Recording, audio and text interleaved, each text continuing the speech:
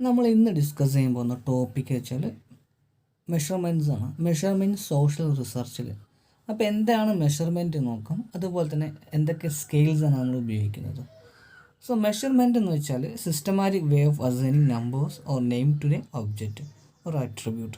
ഒരു ആട്രിബ്യൂട്ടിനോ അതല്ലെങ്കിൽ ഒരു ഒബ്ജക്റ്റിനോ ഒരു സിസ്റ്റമാറ്റിക് വേയിൽ നമ്പറോ നെയിമോ നൽകുന്നതിന് പറയുന്ന പേരാണ് മെഷർമെൻറ്റ് എന്ന് പറയുന്നത്. സോ നമുക്കൊരു ബേസിക് സ്റ്റാൻഡേർഡ് ആയിട്ടുള്ള മെഷർമെൻറ്റ്സുകളാണ് പറയുന്നത്. സോ ഹൈറ്റ് നമ്മൾ എങ്ങനെ മെഷർ ചെയ്യാറ്? നമ്മൾ ഒന്നെങ്കിൽ ഇഞ്ച് അതല്ലെങ്കിൽ സെൻറ്റിമീറ്ററിൽ നമ്മൾ എന്ത് ചെയ്യും, അളക്കുന്നുണ്ട്. വെയിറ്റ് നമ്മൾ എന്ത് ചെയ്യുന്നു, അത് കിലോഗ്രാം അതല്ലെങ്കിൽ പൗണ്ട് രീതിയിൽ കാൽക്കുലേറ്റ് ചെയ്യും. അതുപോലെ തന്നെയാണ് വാട്ടർ അല്ലെങ്കിൽ ലിക്വിഡ് നമ്മൾ ലിറ്ററിൽ അല്ലെങ്കിൽ ഗാലനിൽ എന്ത് ചെയ്യും, അളക്കുന്നുണ്ട്.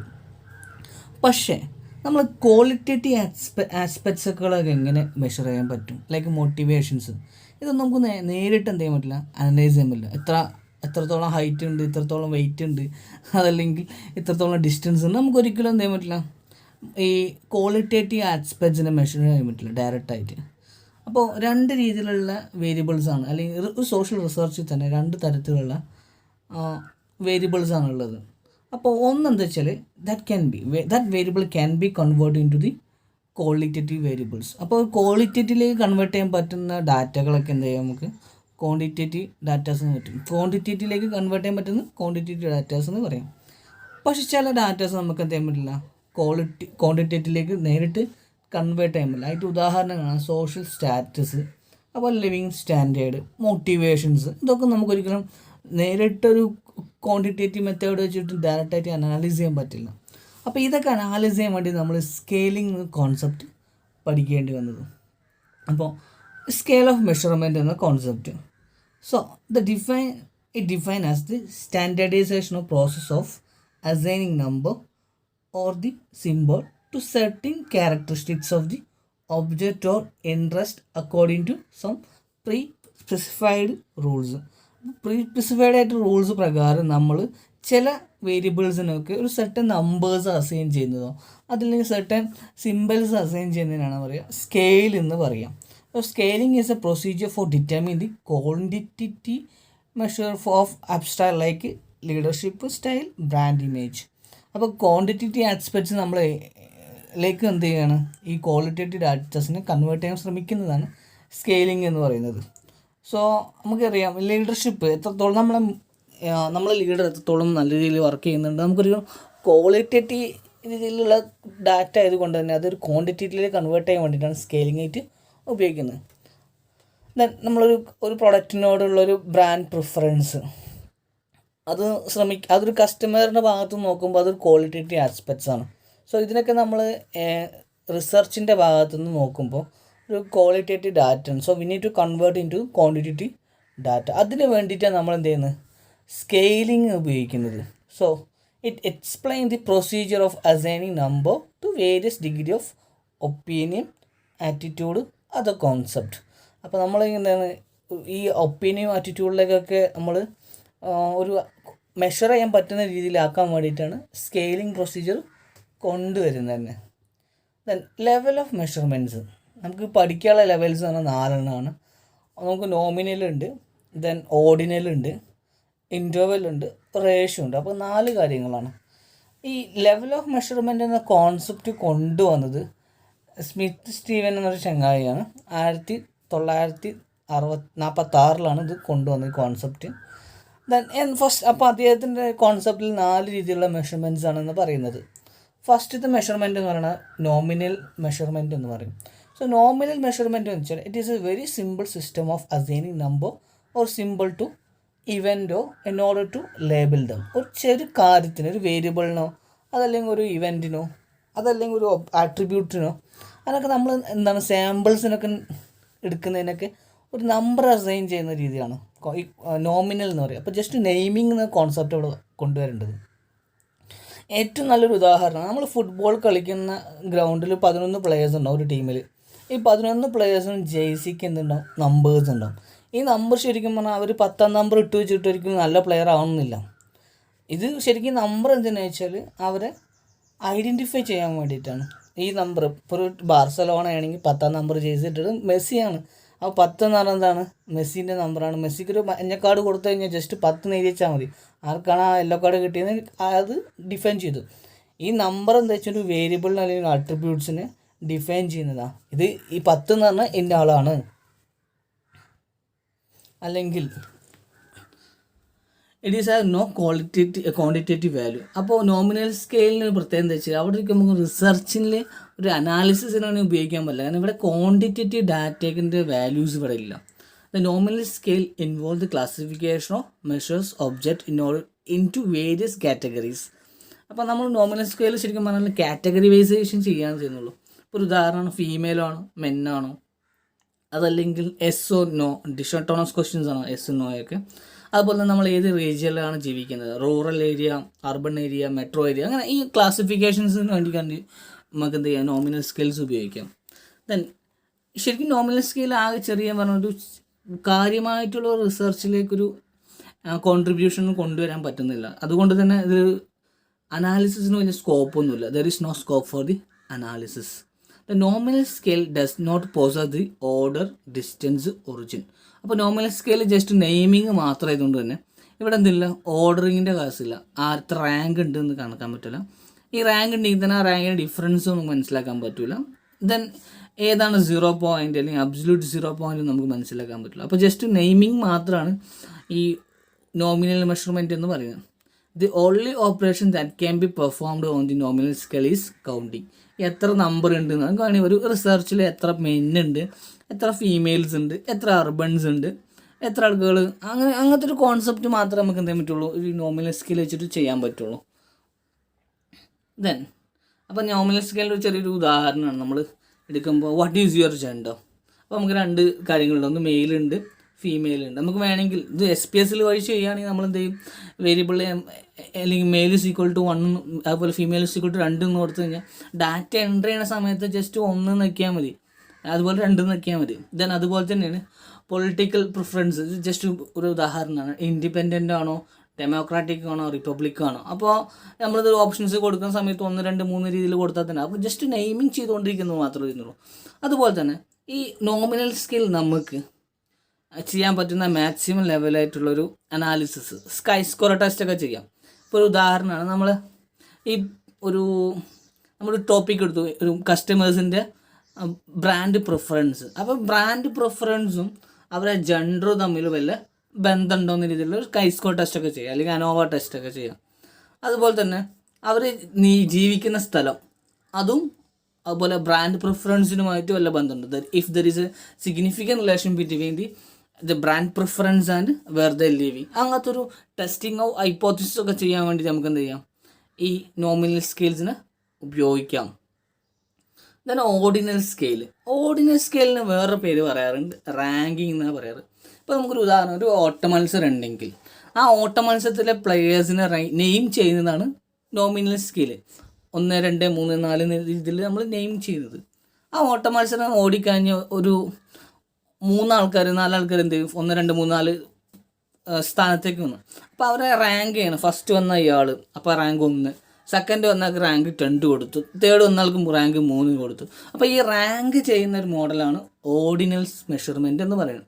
So ordinal scale involve the differentiation by the class, but they also differentiate within the class of features on the basis of rank according to some qualitative measures. അപ്പോൾ കുറച്ച് ക്വാളിറ്റേറ്റീവ് മെഷേഴ്സ് ഒക്കെ ഉപയോഗിച്ചിട്ട് അവരെ rank മനസ്സിലാക്കാൻ, ranking ചെയ്യാൻ മാത്രമേ ഉപയോഗിക്കുന്നുള്ളൂ. പക്ഷെ ഇവിടെ ഒരു കേസ് വെച്ചാൽ ഇതിൻ്റെ പോരായ്മ എന്ന് വെച്ചാൽ ഇതിൻ്റെ റാങ്കിന് ഒരിക്കലും നമുക്ക് എത്രാമത്തെ ഈ ആദ്യം വന്ന റാങ്കിൻ്റെയും രണ്ടാമത് വന്ന റാങ്കിൻ്റെയും ഡിഫറൻസ് കാൽക്കുലേറ്റ് ചെയ്യാൻ പറ്റില്ല. പക്ഷെ നമുക്ക് എന്ത് ചെയ്യാം, എന്നൊരാളാണ് ആദ്യം ഓടിയെത്തുന്നത്, അപ്പോൾ പറയാം എൻ്റെ റാങ്ക് ബിനെക്കാട്ടിയും കൂടുതലാണ്, അങ്ങനെ വേണമെങ്കിൽ പറയാം.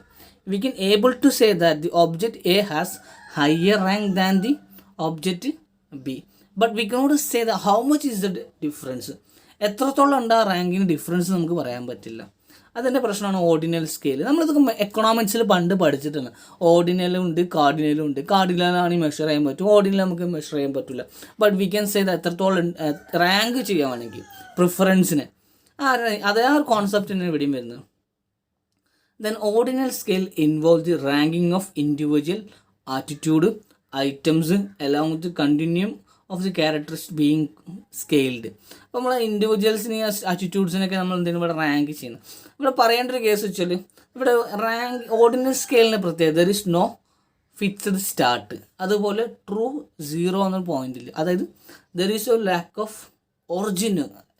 അവിടെ ഒറിജിൻ ഇല്ല ശരിക്കും പറഞ്ഞാൽ. So origin of the scale is absent due to which there is no fixed start or true zero. അപ്പോൾ ഈ രണ്ട് കാര്യം ഇല്ലാത്തതുകൊണ്ട് തന്നെ ഇവിടെ എന്ത് ചെയ്യുക, ഒറിജിനൽ സ്കെയിൽ എന്ന കോൺസെപ്റ്റ് ഓർഡിനൽ സ്കെയിലിൽ ഇല്ല എന്നാണ് പറയുന്നത്. തന്നെ ഓർഡിനൽ സ്കെയിലിൻ്റെ കേസ് ഞാൻ ഒരു പറയാം. നമുക്കൊരു ഉദാഹരണം, ഞാനിപ്പോൾ പുലിമുരുകൻ സിനിമ കാണാൻ പോയപ്പോൾ അവിടെ എന്നോട് ചോദിക്കുന്ന ഒരാളാണ്, നിങ്ങൾ ഈ സിനിമയ്ക്ക് എത്രത്തോളം റേറ്റിംഗ് കൊടുക്കുന്നുണ്ട്? അപ്പോൾ എനിക്ക് പറയാം, 1 സ്റ്റാർ എന്നാൽ തീരെ രസമല്ല, 2 സ്റ്റാർ, 3 സ്റ്റാർ, 4 സ്റ്റാർ, 5 സ്റ്റാർ. അപ്പോൾ ഡിപ്പെൻഡ്സ് ഓൺ ദി കസ്റ്റമേഴ്സാണ്. ഇപ്പോൾ ഏറ്റവും ചില മോഹൻലാൽ ഫാൻസിൻ്റെ കട്ട ഫാൻസ് അവരെന്ത് ചെയ്യും, ചിലപ്പോൾ അവർ 5 സ്റ്റാർ കൊടുക്കും. ചിലപ്പോൾ ചില ആൾക്കാർക്ക് ആ സിനിമയിലെ ഗ്രാഫിക്സും മറ്റേ സ്റ്റോറി ടെല്ലിങ്ങും തീരെ ഇഷ്ടമില്ലെങ്കിൽ അവരെന്ത് ചെയ്യും, അവർ വേണമെങ്കിൽ ജസ്റ്റ് 1 സ്റ്റാർ കൊടുക്കും. സോ ഇതൊക്കെ എന്താണ്, ഒരു ഓർഡിനൽ സ്കെയിലിൻ്റെതാണ്. പക്ഷെ എത്രത്തോളം ഉണ്ട് അളവ്, എത്രത്തോളം ഇഷ്ടപ്പെട്ടു എന്ന് ഒരിക്കലും പറയുന്നില്ല. ജസ്റ്റ് 5 സ്റ്റാർ കൊടുത്ത ഹയസ്റ്റ് വാല്യൂ കൊടുത്തു എന്നുള്ളൂ. അതുപോലെ 3 star okay, not bad, not good, പടം ഓക്കെ ആണെന്നൊക്കെ രീതിയിൽ ടോളറബിൾ ആണ്, നമുക്ക് പടം ഓക്കെ 2 സ്റ്റാർ കൊടുക്കുന്നത്, അപ്പോൾ 3 സ്റ്റാർ ലൈക്ക് ചെയ്തു എന്നൊക്കെ.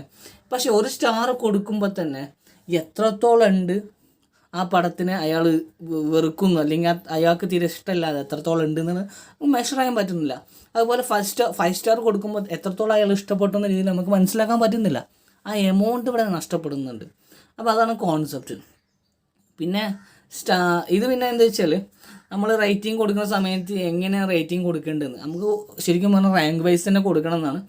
അപ്പോൾ 1, 2, 3, 4, 5 റാങ്ക് ആണെങ്കിൽ ആ 5 റാങ്കിൽ തന്നെ ആ രീതിയിൽ തന്നെ ക്രോണോളജിക്കൽ ഓർഡർ തന്നെ റാങ്കിങ് ചെയ്യണം. അതല്ലാതെ നമ്മൾ 1 റാങ്ക്, പിന്നെ 4 റാങ്ക്, പിന്നെ 3 റാങ്ക്, 2 റാങ്ക്, 5 റാങ്ക് ആ രീതിയിൽ ഒരിക്കലും ചെയ്യാൻ പാടില്ല.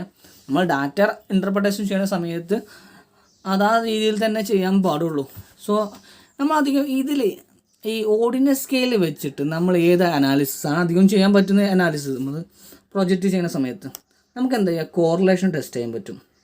അപ്പോൾ 2 കോറിലേഷൻ മെത്തേഡാണ് നമ്മൾ ചെയ്യാറ്. പിയേഴ്സ്മാൻ കോറിലേഷൻ ഉണ്ട്, അതുപോലെ കെൻഡൽ കോയിഫിഷ്യൻ കോഡൻസ്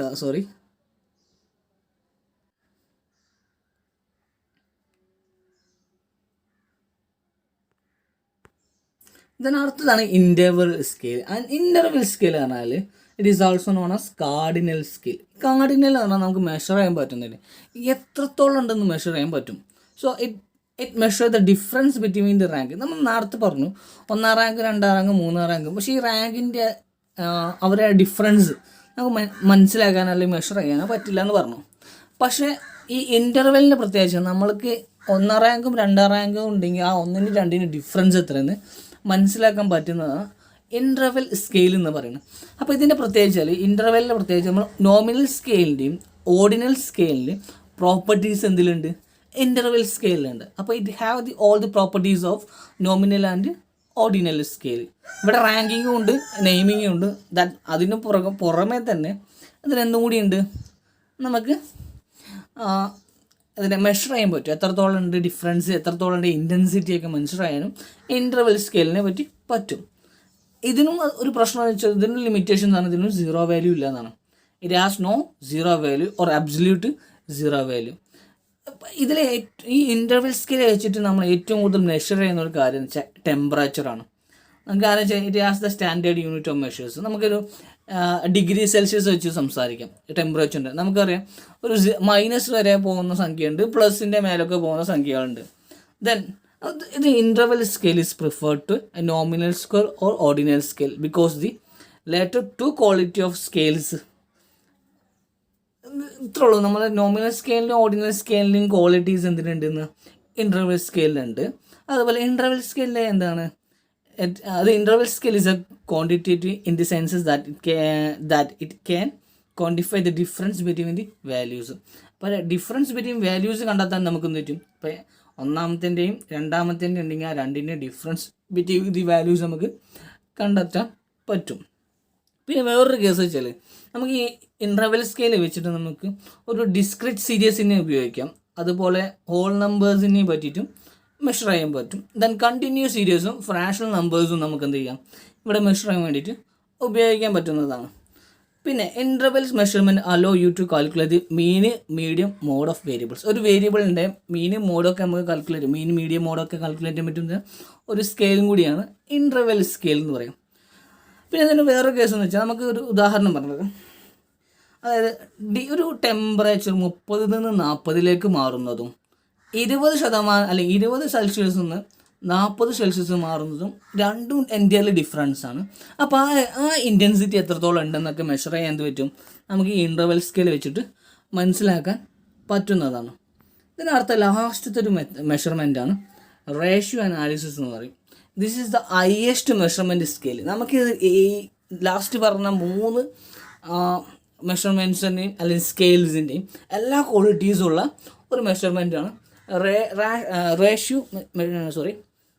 എല്ലാ ക്വാളിറ്റീസുള്ള ഒരു സ്കെയിലാണ് റേഷ്യോ സ്കെയിൽ എന്ന് പറയുന്നത്. So ratio data is the highest measurement scale. All the form of arithmetic operation can be meaningfully applied to the ratio scale. അപ്പോൾ നമുക്ക് എല്ലാ അനാലിസിസും നമുക്ക് എന്ത് ചെയ്യാൻ പറ്റും, ഒരു റേഷ്യോ സ്കെയിൽ വെച്ച് ഉണ്ടാക്കിയ ഡാറ്റയിൽ നിന്ന് ചെയ്യാൻ പറ്റുന്നതാണ്. ദെൻ ഡിസ്റ്റൻസ്, അതുപോലെ tons of wheat, number of peoples, ഇതൊക്കെ നമുക്ക് എന്ത് ചെയ്യാൻ പറ്റും, മെഷർ ചെയ്യാൻ പറ്റുന്ന കാര്യമാണ് ഈ റേഷ്യോ സ്കെയിൽ എന്ന് പറയാം. അതുപോലെ ഈ റേഷ്യോൻ്റെ പ്രത്യേകിച്ച് there is A absolute zero value. ഒരു സ്റ്റാർട്ടിംഗ് പോയിൻ്റ് അല്ലെങ്കിൽ സീറോ വാല്യൂ എന്തുണ്ട് നമ്മൾ റേഷ്യോ സ്കെയിലിൽ ഉണ്ടെന്ന് പറയാം. This properties of A interval scale of together with fixed origin. സത്യം പറഞ്ഞാൽ ഇൻ്റർവെൽ സ്കെയിലിൻ്റെ എല്ലാ പ്രോപ്പർട്ടീസും എന്തിനുണ്ട്, റേഷ്യോ സ്കെയിലും ഉണ്ട്. അതുപോലെ തന്നെ ഇതിലെന്തും കൂടി ഉണ്ട്, ഫിക്സ്ഡ് സീറോ പോയിൻ്റ് ഉണ്ട്. ഇതെന്തുകൊണ്ടാണ് ഞാൻ പറയാൻ കാരണം വെച്ചാൽ നമ്മൾ ടെമ്പറേച്ചറിൻ്റെ കേസ് കഴിഞ്ഞ് ഇൻ്റർവെൽ സ്കെയിൽ ടെമ്പറേച്ചറിൻ്റെ കാര്യം പറഞ്ഞല്ലോ. അപ്പോൾ നമുക്ക് ഒരിക്കലും ടെമ്പറേച്ചർ സീറോ ടെമ്പറേച്ചർ എന്ന് പറയാൻ പറ്റില്ല. സ്റ്റാർട്ടിങ് പോയിന്റ് സീറോ എന്ന് പറയുന്നത് വെച്ചാൽ എപ്പോഴാണോ വെള്ളം മെൽറ്റ് ആവുന്നത് ആ ഒരു പോയിന്റിൽ നിന്ന് മാത്രം വരും. നമുക്ക് -1 ഒക്കെ പറയാം, -1 -3 ഒക്കെ പറയാം. അതുപോലെ പ്ലസിൻ്റെ മേലേക്ക് 40 ഡിഗ്രി സെൽഷ്യസ് ഒക്കെ പറയാം. പക്ഷെ ഒരു zero value, absolute zero value ഇവിടെ ഇല്ലായിരുന്നു, ഇൻ്റർവെൽ സ്കെയിലില്ല. പക്ഷെ റേഷ്യോ അനാലിസിൽ എന്തുണ്ട്, ഒരു അബ്സല്യൂട്ട് സീറോ വാല്യൂ ഉണ്ടെന്നാണ് പറയുന്നത്. സോ ഒരു ഉദാഹരണമാണ് കറണ്ട് റേഷ്യോ. നമുക്കറിയുന്ന കേസാണ് കറണ്ട് റേഷ്യോ എന്നാണ് 2.1 എന്നാണ്. അപ്പോൾ അതിൻ്റെ അർത്ഥം എന്ന് വെച്ചാൽ എന്താണ്, നമ്മളെ കയ്യിലുള്ള കറണ്ട് അസറ്റ് കറണ്ട് ലേബലിനെക്കാട്ടി 2 മടങ്ങ് കൂടുതലാണെന്ന് പറയാം. That means we have better liquidity position എന്ന് വേണമെങ്കിൽ പറയാം. അപ്പോൾ ആ ഈ ഒരു റേഷ്യോ കണ്ടാൽ തന്നെ നമുക്കറിയാം എത്രത്തോളം ഉണ്ട് അസറ്റിൻ്റെ വില, എത്രത്തോളം ഉണ്ട് ലയബിലിറ്റീൻ്റെ വില. So this very easy. Then there is A absolute zero value. അപ്പോൾ ഇത്ര കാര്യങ്ങൾ നമ്മൾ ഓർത്ത് വെക്കേണ്ടത്. ദെൻ ഇതൊക്കെ ഒരു റേഷ്യോ സ്കെയിലിൻ്റെ ഒരു എക്സാമ്പിൾസ് ആണ്. What is your height in feet and inch. Feet ഇഞ്ചിൽ വെച്ച് നോക്കുമ്പോൾ നിങ്ങൾ ഹൈറ്റ് എത്രത്തോളം ഉണ്ട്. ഇപ്പോൾ ഞാനാണെങ്കിൽ 5 അടി 4 ഇഞ്ചാണ് ഉള്ളത്. അപ്പോൾ എനിക്ക് എന്ത് ചെയ്യാം, ബിറ്റ്വീൻ ദി 5.1 ഇൻറ്റു 5.5 വരെ കൊടുക്കാം. ചില ആൾക്കാർ 6 ഇഞ്ചിൻ്റെ ആണെങ്കിൽ 6 ഇഞ്ചിൻ്റെ മേലാണെങ്കിൽ അവർക്ക് മോർ ദാൻ 6. ഇവിടെ എത്രത്തോളം ഡിഫറൻസ് ഉണ്ട്, നെയിമിംഗ് ഉണ്ട്, എല്ലാ കാര്യങ്ങളും ഒരു എല്ലാ ക്വാളിറ്റീസുള്ളൊരു മെഷർമെൻറ്റ് സ്കെയിലാണ് റേഷ്യോ സ്കെയിൽ എന്ന് പറയും. അതുപോലെ നമ്മളെ കിലോന് എത്രയാണ്, എൻ്റെ കിലോ എന്ന് പറയുന്നത് 71 മുതൽ 90 വരെയാണ്. അപ്പോൾ ഞാൻ എന്ത് ചെയ്തു, ഇത് ചൂസ് ചെയ്തു. Then how much time do you spend daily watching televisions. 0 ഹവറാണ് എൻ്റെത്. അപ്പോൾ ലെസ് ദാൻ 2 hours നമുക്ക് എടുക്കാം. സോ ഇതൊരു റേഷ്യോ അനാലിസിസിൻ്റെ, നമുക്ക് എല്ലാ അനാലിസിസും ചെയ്യാൻ പറ്റുന്ന ഒരു മോഡലും കൂടിയാണ് റേഷ്യോ അനാലിസിസ്. അപ്പോൾ നിങ്ങൾ ഈ ക്വസ്റ്റ്യനൊക്കെ ഉണ്ടാക്കുന്ന സമയത്ത് അധികം ഈ റേഷ്യോ അനാലിസിസിലേക്ക് പറ്റുന്ന രീതിയിലുള്ള ക്വസ്റ്റ്യൻസ് ഉണ്ടാക്കാൻ ശ്രമിക്കുക എന്നാണ് എനിക്ക് പറയാനുള്ളത്. ദെൻ നമ്മൾ റേഷ്യോ അനാലിസിസ് ഇപ്പം പറഞ്ഞിരിക്കുന്ന 4 മെഷർമെൻറ്റ്സിൻ്റെയും ഒരു ചെറിയൊരു സമ്മേഷൻ കാര്യങ്ങളാണ് പറയുന്നത്. അപ്പോൾ നോമിനൽ സ്കെയിൽ എന്ന് വെച്ച് കഴിഞ്ഞാൽ എന്താ, വി ജസ്റ്റ് ക്ലാസിഫൈങ് അല്ലെങ്കിൽ എന്താണ് കാറ്റഗറൈങ് ചെയ്യുന്ന ഒരു മെഷർമെൻറ്റാണ്, അതല്ലെങ്കിൽ നെയിമിങ് ചെയ്യുന്ന ഒരു മെഷർമെൻറ്റാണെന്ന് വേണമെങ്കിൽ പറയാം. ദെൻ ഓർഡിനൽ എന്ന് പറഞ്ഞാൽ റാങ്ക് നൽകുന്ന മെഷർമെൻറ്റാണ്. ഓർഡിനൽ എന്നാൽ റാങ്ക് നൽകുന്നതാണ്. അതുപോലെ ഇൻ്റർവെൽ എന്നാൽ നമുക്ക് എന്താണ്, റാങ്ക് നൽകുക മാത്രമല്ല, we will compare the size of difference between them. അപ്പോൾ ഒന്നിൽ കൂടുതൽ വേരിയബിൾസിൻ്റെ ആ വേരിയബിൾസിൻ്റെ ഒക്കെ ഡിഫറൻസ് ഒക്കെ മനസ്സിലാക്കാൻ ശ്രമിക്കുന്നുണ്ട്. ദെൻ റേഷ്യോ അനാലിസിസ് പറഞ്ഞാൽ so it is very similar to the interval variable. In addition the all the property of interval variable and they have the identified absolute zero. അപ്പോൾ ഇൻ്റർവൽ വേരിയബിളിൻ്റെ എല്ലാ അല്ലെങ്കിൽ ഇൻ്റർവെൽ മെഷർമെൻറ്റിൻ്റെ എല്ലാ പ്രോപ്പർട്ടീസിൻ്റെ കൂടെ തന്നെ ഇവർക്ക് എന്തും കൂടി ഉണ്ടെന്നാണ് പറയണുള്ളൂ, ജസ്റ്റ് ഒരു അബ്സല്യൂട്ട് സീറോ വാല്യൂ കൂടി ഉണ്ടെന്നാണ് പറയുന്നത്. ഡിസ്കസ് ചെയ്യുന്നത് source of errors in the measurement. ആ മെഷർമെൻറ്റ് നമ്മൾ ഈ മെഷർമെൻറ്റ്സിൽ ഉണ്ടാകുന്ന അപാകതകൾ എന്തൊക്കെയാണ്. നമ്മളിപ്പോൾ ഒരു ക്വസ്റ്റ്യറിൻ്റെ കേസിലൊക്കെ വെച്ച് ഒരു ക്വസ്റ്റ്യർ ഉണ്ടാക്കിയിട്ടോ അല്ലെങ്കിൽ ഇൻ്റർവ്യൂ സ്കെഡ്യൂളൊക്കെ ഉണ്ടാക്കിയതിന് ശേഷം ഉണ്ടാകുന്നൊരു മിസ്റ്റേക്കായിട്ട് കണക്കാക്കിയാൽ മതി. ആ ഫസ്റ്റത്തെ മിസ്റ്റേക്ക് നമുക്ക് ഉണ്ടാകാൻ പോകുന്നത് വെച്ചാൽ റെസ്പോണ്ടൻ്റ് റിലേറ്റൻസ് ആണ്. അപ്പോൾ എന്താ ചില റെസ്പോണ്ടൻ്റ് എന്ത് ചെയ്യും, അവർക്കറിയാം ചില ക്വസ്റ്റ്യൻസൊന്നും ചിലപ്പോൾ വായിച്ചാൽ മനസ്സിലായിട്ടുണ്ടാവില്ല. ചിലപ്പോൾ അവർക്ക് ആ ഒരു ആട്രിബ്യൂട്ട്സ് അല്ലെങ്കിൽ അവർ ചിന്തിക്കുന്ന ഒരു കാര്യത്തിനോടുള്ള അവർ സ്ട്രോങ് ഇമോഷൻസിനൊക്കെ അവർക്ക് എക്സ്പ്രസ് ചെയ്യാൻ പറ്റാത്ത രീതിയിൽ ചില കാര്യങ്ങൾ അറിവുണ്ടാവില്ല. പക്ഷേ എങ്കിൽ പോലും അവരത് മടിച്ച് കണ്ട് അവർക്ക് അറിവുണ്ടെന്ന് കാണിച്ചിട്ട് അവർ റെസ്പോണ്ട് ചെയ്യുന്ന രീതി. സോ ഇതൊക്കെ എന്താ വെച്ചാൽ റെസ്പോണ്ടൻ്റ് എന്ത് ചെയ്യുക ചെയ്യുന്നത്, അവരത് ഒരു സില്ലി രീതിയിൽ എടുത്തിട്ട് ഒരിക്കലും നമ്മുടെ ഒരു സീരിയസ് കേസായിട്ട് കണക്കാക്കാതെ നമുക്കൊരു ഉത്തരം തരുന്നതാണ് റെസ്പോണ്ടൻ്റ് റിലേറ്റൻസ് എന്ന് പറയുന്നത്. മറ്റൊന്ന് സിറ്റുവേഷണൽ ഫാക്ടേഴ്സ് ആണ്. നമ്മൾ എവിടെ വെച്ചിട്ടാണ് ഇൻ്റർവ്യൂ എടുക്കുന്നത്, അതുപോലെ ആ ഇൻ്റർവ്യൂ എടുക്കുന്ന സ്ഥലത്തിനും എന്തുണ്ട് ഇമ്പോർട്ടൻസ് ഉണ്ട്. സോ ആ സ്ഥലം എന്ത് ചെയ്യും, നമ്മളെ ഇൻ്റർവ്യൂവറിൻ്റെയും അതുപോലെ തന്നെ റെസ്പോണ്ടൻ്റിൻ്റെയും റാമ്പ് കുറച്ചുകൂടി മെച്ചപ്പെടുത്താനൊക്കെ സഹായിക്കും. ഇപ്പോൾ ഒരു ഉദാഹരണം, ഞാനൊരാളെ ഇൻ്റർവ്യൂ ചെയ്യുന്നത് പക്ക ഒരു സ്ട്രീറ്റിന് നടുവിൽ വെച്ചിട്ടാണ്. അപ്പോൾ അയാൾ തരുന്ന ഇൻഫർമേഷനിൽ കുറച്ചൊക്കെ എന്തുണ്ടാവും, ഒരു ബിസിനെസ്സൊക്കെ ഉണ്ടായതുകൊണ്ട് തന്നെ അയാൾ വെറുതെ ജസ്റ്റ് ആൻസർ ചെയ്ത് പോകും. സോ അപ്പോഴും എന്ത് ചെയ്യണം, ഒരു കറക്റ്റായിട്ടുള്ള ആൻസർ അയാൾക്ക് ഡെലിവറി ചെയ്യാൻ പറ്റുന്നുണ്ടാവില്ല. ദെൻ ഫാൾട്ട് വിത്ത് ഇൻ്റർവ്യൂവർ ചെയ്യുന്ന ഫാൾട്ട് എന്ന് വെച്ചാൽ ചിലപ്പോൾ ഈ ഇൻ്റർവ്യൂ എന്തൊരു ട്വിസ്റ്റിംഗ് ആയിട്ടുള്ളോ അതുപോലെ തന്നെ കുറച്ച് റീഓർഡറൊക്കെ ചെയ്തിട്ടുള്ളൊരു ക്വസ്റ്റ്യൻസോ അതല്ലെങ്കിൽ എന്ത് ചെയ്യും, നമ്മൾ അയാളുടെ സ്റ്റൈല് അയാളുടെ ലുക്സൊക്കെ എന്ത് ചെയ്യുക ഡിസ്കറേജ് ചെയ്യുന്ന രീതിയിലൊക്കെ ആണെങ്കിൽ അപ്പോൾ റെസ്പോണ്ടൻ്റ് ആ കൊടുക്കുന്ന ആൻസർ എന്ത് ചെയ്യും ആ രീതിയിലായിരിക്കും. ഇപ്പോൾ ഉദാഹരണം, നമ്മളൊരാളെ പറ്റി ഒരു ചോദ്യം ചോദിക്കുന്ന സമയത്ത് ഒരിക്കലും ഡബിൾ മീനിങ് ഉള്ള ചോദ്യങ്ങൾ ചോദിക്കാൻ പാടില്ല എന്ന് പറയാറുണ്ട്. അപ്പോൾ ഒരിക്കലും ഡബിൾ മീനിങ് ഉള്ള ചോദ്യം ചോദിച്ചു കഴിഞ്ഞാൽ എന്ത് ചെയ്യും, കറക്റ്റ് ആൻസേഴ്സ് കിട്ടില്ല. സോ അതൊക്കെ ഒഴിവാക്കാൻ ശ്രമിക്കണം. ഇതെന്ന് വെച്ചാൽ ഡിഫക്റ്റീവ് മെഷേഴ്സ് എന്ന് വെച്ചാൽ നമ്മൾ ഓരോ ക്വസ്റ്റ്യനും ഏത് രീതിയിലുള്ള മെഷർമെൻറ്റ്സാണ് ഉപയോഗിക്കേണ്ടതെന്നുണ്ട്. ഇപ്പോൾ ഉദാഹരണം, നമ്മൾ ഒരു ആളുടെ ആറ്റിറ്റ്യൂഡ് മനസ്സിലാക്കാൻ വേണ്ടിയിട്ടുള്ളൊരു ക്വസ്റ്റ്യൻ ചോദിക്കുകയാണ്, whether you like the classes or not. അപ്പോൾ അങ്ങനെ ചോദ്യം ചോദിച്ചതിനോടത്ത് നമ്മൾ ശരിക്കും ഒരു ലിക്കഡ് സ്കെയിൽ 5 പോയിൻറ്റോ അല്ലെങ്കിൽ 7 പോയിൻറ്റോ ഒക്കെ ഉള്ള രീതിയിലുള്ള ലിക്കഡ് സ്കെയിലുകൾ ഉപയോഗിക്കാൻ നല്ലത്. ആ സമയത്ത് അവിടെ നമ്മൾ വെറും എസ് ഓർ നോ കൊണ്ടുവച്ച് കഴിഞ്ഞാൽ അയാൾക്ക് ഇഷ്ടമാണോ വെച്ചാൽ ഇഷ്ടമാണ്, ഇഷ്ടമല്ല എന്ന് വെച്ചാൽ ഇഷ്ടമല്ല എന്ന രീതിയിലൊക്കെ ആൻസറാണ്. എസ് ഓർ നോ മാത്രമേ ഉള്ളൂ. അപ്പോൾ പ്രശ്നം എന്ന് വെച്ചാൽ എത്രത്തോളം ഇഷ്ടമല്ല അതല്ലെങ്കിൽ എത്രത്തോളം ഇഷ്ടമായി അത് മെഷർ ചെയ്യാൻ പറ്റുന്നില്ല. അപ്പോൾ ആറ്റിറ്റ്യൂഡ് ക്വസ്റ്റ്യനിലൊക്കെ നമ്മൾ എന്തിനും സ്കെയിലിംഗ് കൊണ്ടുവരാൻ ശ്രമിക്കണം. അപ്പോൾ ഓരോ ക്വസ്റ്റ്യൻ ഓരോ രീതിയിലുള്ള സ്കെയിൽസ് ഉപയോഗിക്കേണ്ടത് നിർബന്ധമാണ്. അതിനനുസരിച്ചുള്ള സ്കെയിൽസ് തന്നെ എന്താണ് നമ്മൾ ഉപയോഗിക്കുക. എന്നാൽ മാത്രമേ ഈ എറേഴ്സൊക്കെ നമുക്ക് ഒഴിവാക്കാൻ പറ്റുന്നുള്ളൂ. Then construction of instruments. അപ്പോൾ കൺസ്ട്രക്ഷൻ ഇൻസ്ട്രുമെൻറ്റിൽ നമ്മൾ റിസർച്ചർ കംപ്ലീറ്റ് ചെയ്യുന്ന ഇൻസ്ട്രുമെൻറ്റ്സുകളുണ്ട്, അതുപോലെ സബ്ജക്റ്റ് കംപ്ലീറ്റ് ചെയ്യുന്ന ഇൻസ്ട്രുമെൻ്റ് എന്ന് വെച്ചാൽ നമ്മളൊരു ക്വസ്റ്റ്യൻ കൊണ്ട് പോവുകയാണ്, ഒരു ജസ്റ്റ് നമ്മളൊരു ക്വസ്റ്റ്യൻ ഉണ്ടാക്കിയിട്ട് ആ ക്വസ്റ്റ്യൻ കൊണ്ടുപോയിട്ട് നമ്മൾ പബ്ലിക്കിന് അല്ലെങ്കിൽ റെസ്പോണ്ടൻറ്റിന് കൊടുത്തിട്ട് അവരോട് ഫില്ല് ചെയ്യാൻ പറയുന്നതാണ് സബ്ജക്റ്റഡ് കംപ്ലീറ്റഡ് ഇൻസ്ട്രുമെൻറ്റ്. പകരം ആ റിസർച്ചർ എന്ത് ചെയ്യണം, ഇവരോട് ചോദിച്ച് മനസ്സിലാക്കിയിട്ട് അവരെ ചെയ്യേണ്ട കാര്യം നമ്മൾ റിസർച്ചർ കംപ്ലീറ്റ് ചെയ്യണം. ആ ഒരു ഫോം ഫില്ല് ചെയ്തിട്ട് അങ്ങനെ ചെയ്യുന്ന കേസാണെങ്കിൽ അതിനെ പറഞ്ഞ റിസർച്ചർ കംപ്ലീറ്റഡ് ഇൻസ്ട്രുമെൻ്റ് എന്ന് പറയും.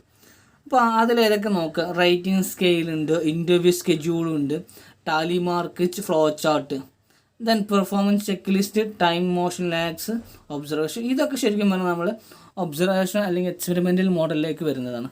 ബാക്കി ഇതുണ്ടോ ഈ ഒരു കോൺസെപ്റ്റ് എന്ന് വെച്ചാൽ സബ്ജക്റ്റ്, അതായത് നമ്മളൊരു ക്വസ്റ്റ്യൻ ഉണ്ടാക്കി കഴിഞ്ഞാൽ ക്വസ്റ്റ്യൻ ആർക്ക് കൊടുക്കും, സബ്ജക്റ്റിനോട് കൊടുക്കും, ലെറ്റ് ദം ഫിൽ ഇറ്റ്. അതുപോലെ self check list, attitude scale, personality inventories, then achievement aptitude test, projective devices, then sociometrics devices. ഇതൊക്കെ ശരിക്കും പറഞ്ഞാൽ സബ്ജക്റ്റ് ഫില്ല് ചെയ്യുന്ന കാര്യങ്ങളാണ്. ഇതൊരു ഗുഡായിട്ടുള്ള മെഷർമെൻറ്റിൻ്റെ ഫീച്ചേഴ്സ് എന്തൊക്കെ ആയിരിക്കണം. അത് ഫസ്റ്റത്തെ ഫീച്ചർ എന്ന് പറഞ്ഞാൽ വാലിഡിറ്റിയാണ്. അതായത് നമ്മൾ ഉണ്ടാക്കുന്ന മെഷർമെൻറ്റ് എങ്ങനെ ആയിരിക്കണം, ഒരു കണ്ടൻറ് വാലിഡിറ്റി ഉണ്ടാവണം, അതുപോലെ ക്രൈറ്റീരിയ റിലേറ്റഡ് ടു വാലിഡിറ്റി. അതായത് നമ്മൾ ചോദിക്കുന്ന ചോദ്യം അത് നമ്മളെ ഒബ്ജക്റ്റീവ്സ് അറ്റൈൻ ചെയ്യാൻ പറ്റുന്ന രീതിയിലുള്ള ചോദ്യങ്ങളായിരിക്കണം. അതിൽ ഉപയോഗിച്ചിരിക്കുന്ന മെഷർമെൻറ്റ്സും അങ്ങനെ തന്നെ ആയിരിക്കണം.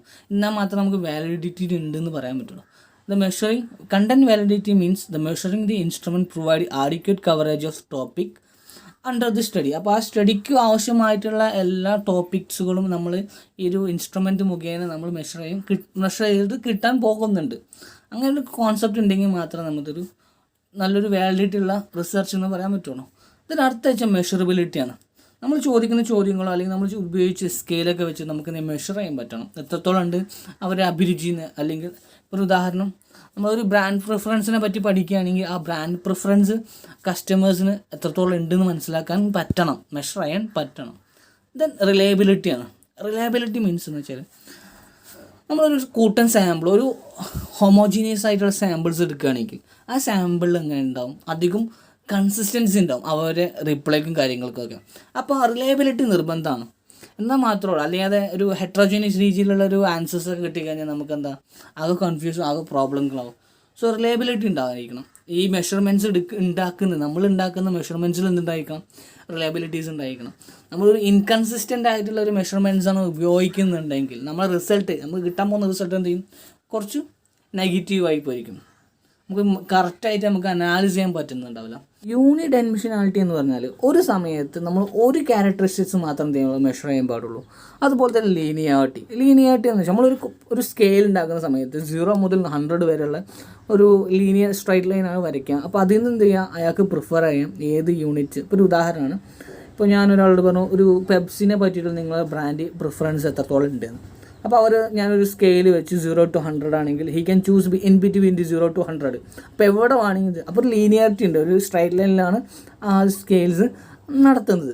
ദെൻ പ്രാക്ടിക്കബിലിറ്റി പറഞ്ഞാൽ ഫീസിബിൾ ആവണം. നമ്മൾ ചോദിക്കുന്ന ചോദ്യങ്ങളും അതിൽ നമ്മൾ ഉപയോഗിക്കുന്ന മെത്തേഡ്സും ടൂൾസും കാര്യങ്ങളൊക്കെ എന്താണ്, നമുക്ക് ഡാറ്റാസ് കളക്ട് ചെയ്യാൻ പറ്റുന്ന രീതിയിലായിരിക്കണം, അത് മെഷർ ചെയ്യാൻ പറ്റുന്ന രീതിയിലായിരിക്കണം. അപ്പോൾ we have to give the correct instruments, അല്ലെങ്കിൽ ഇൻസ്ട്രക്ഷൻസൊക്കെ കൊടുക്കണം, പ്രോപ്പറായിട്ട് instructions.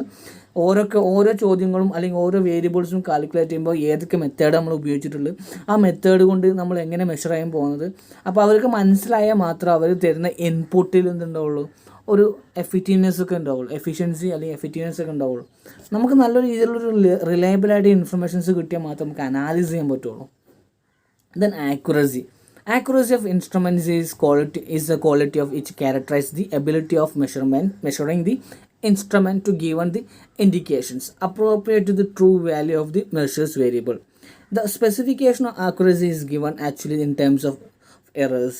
In other words, we can say the inaccuracies. The note then when the accuracy of the some measurement device is present with the percentage error, we can estimate the errors of the measurements.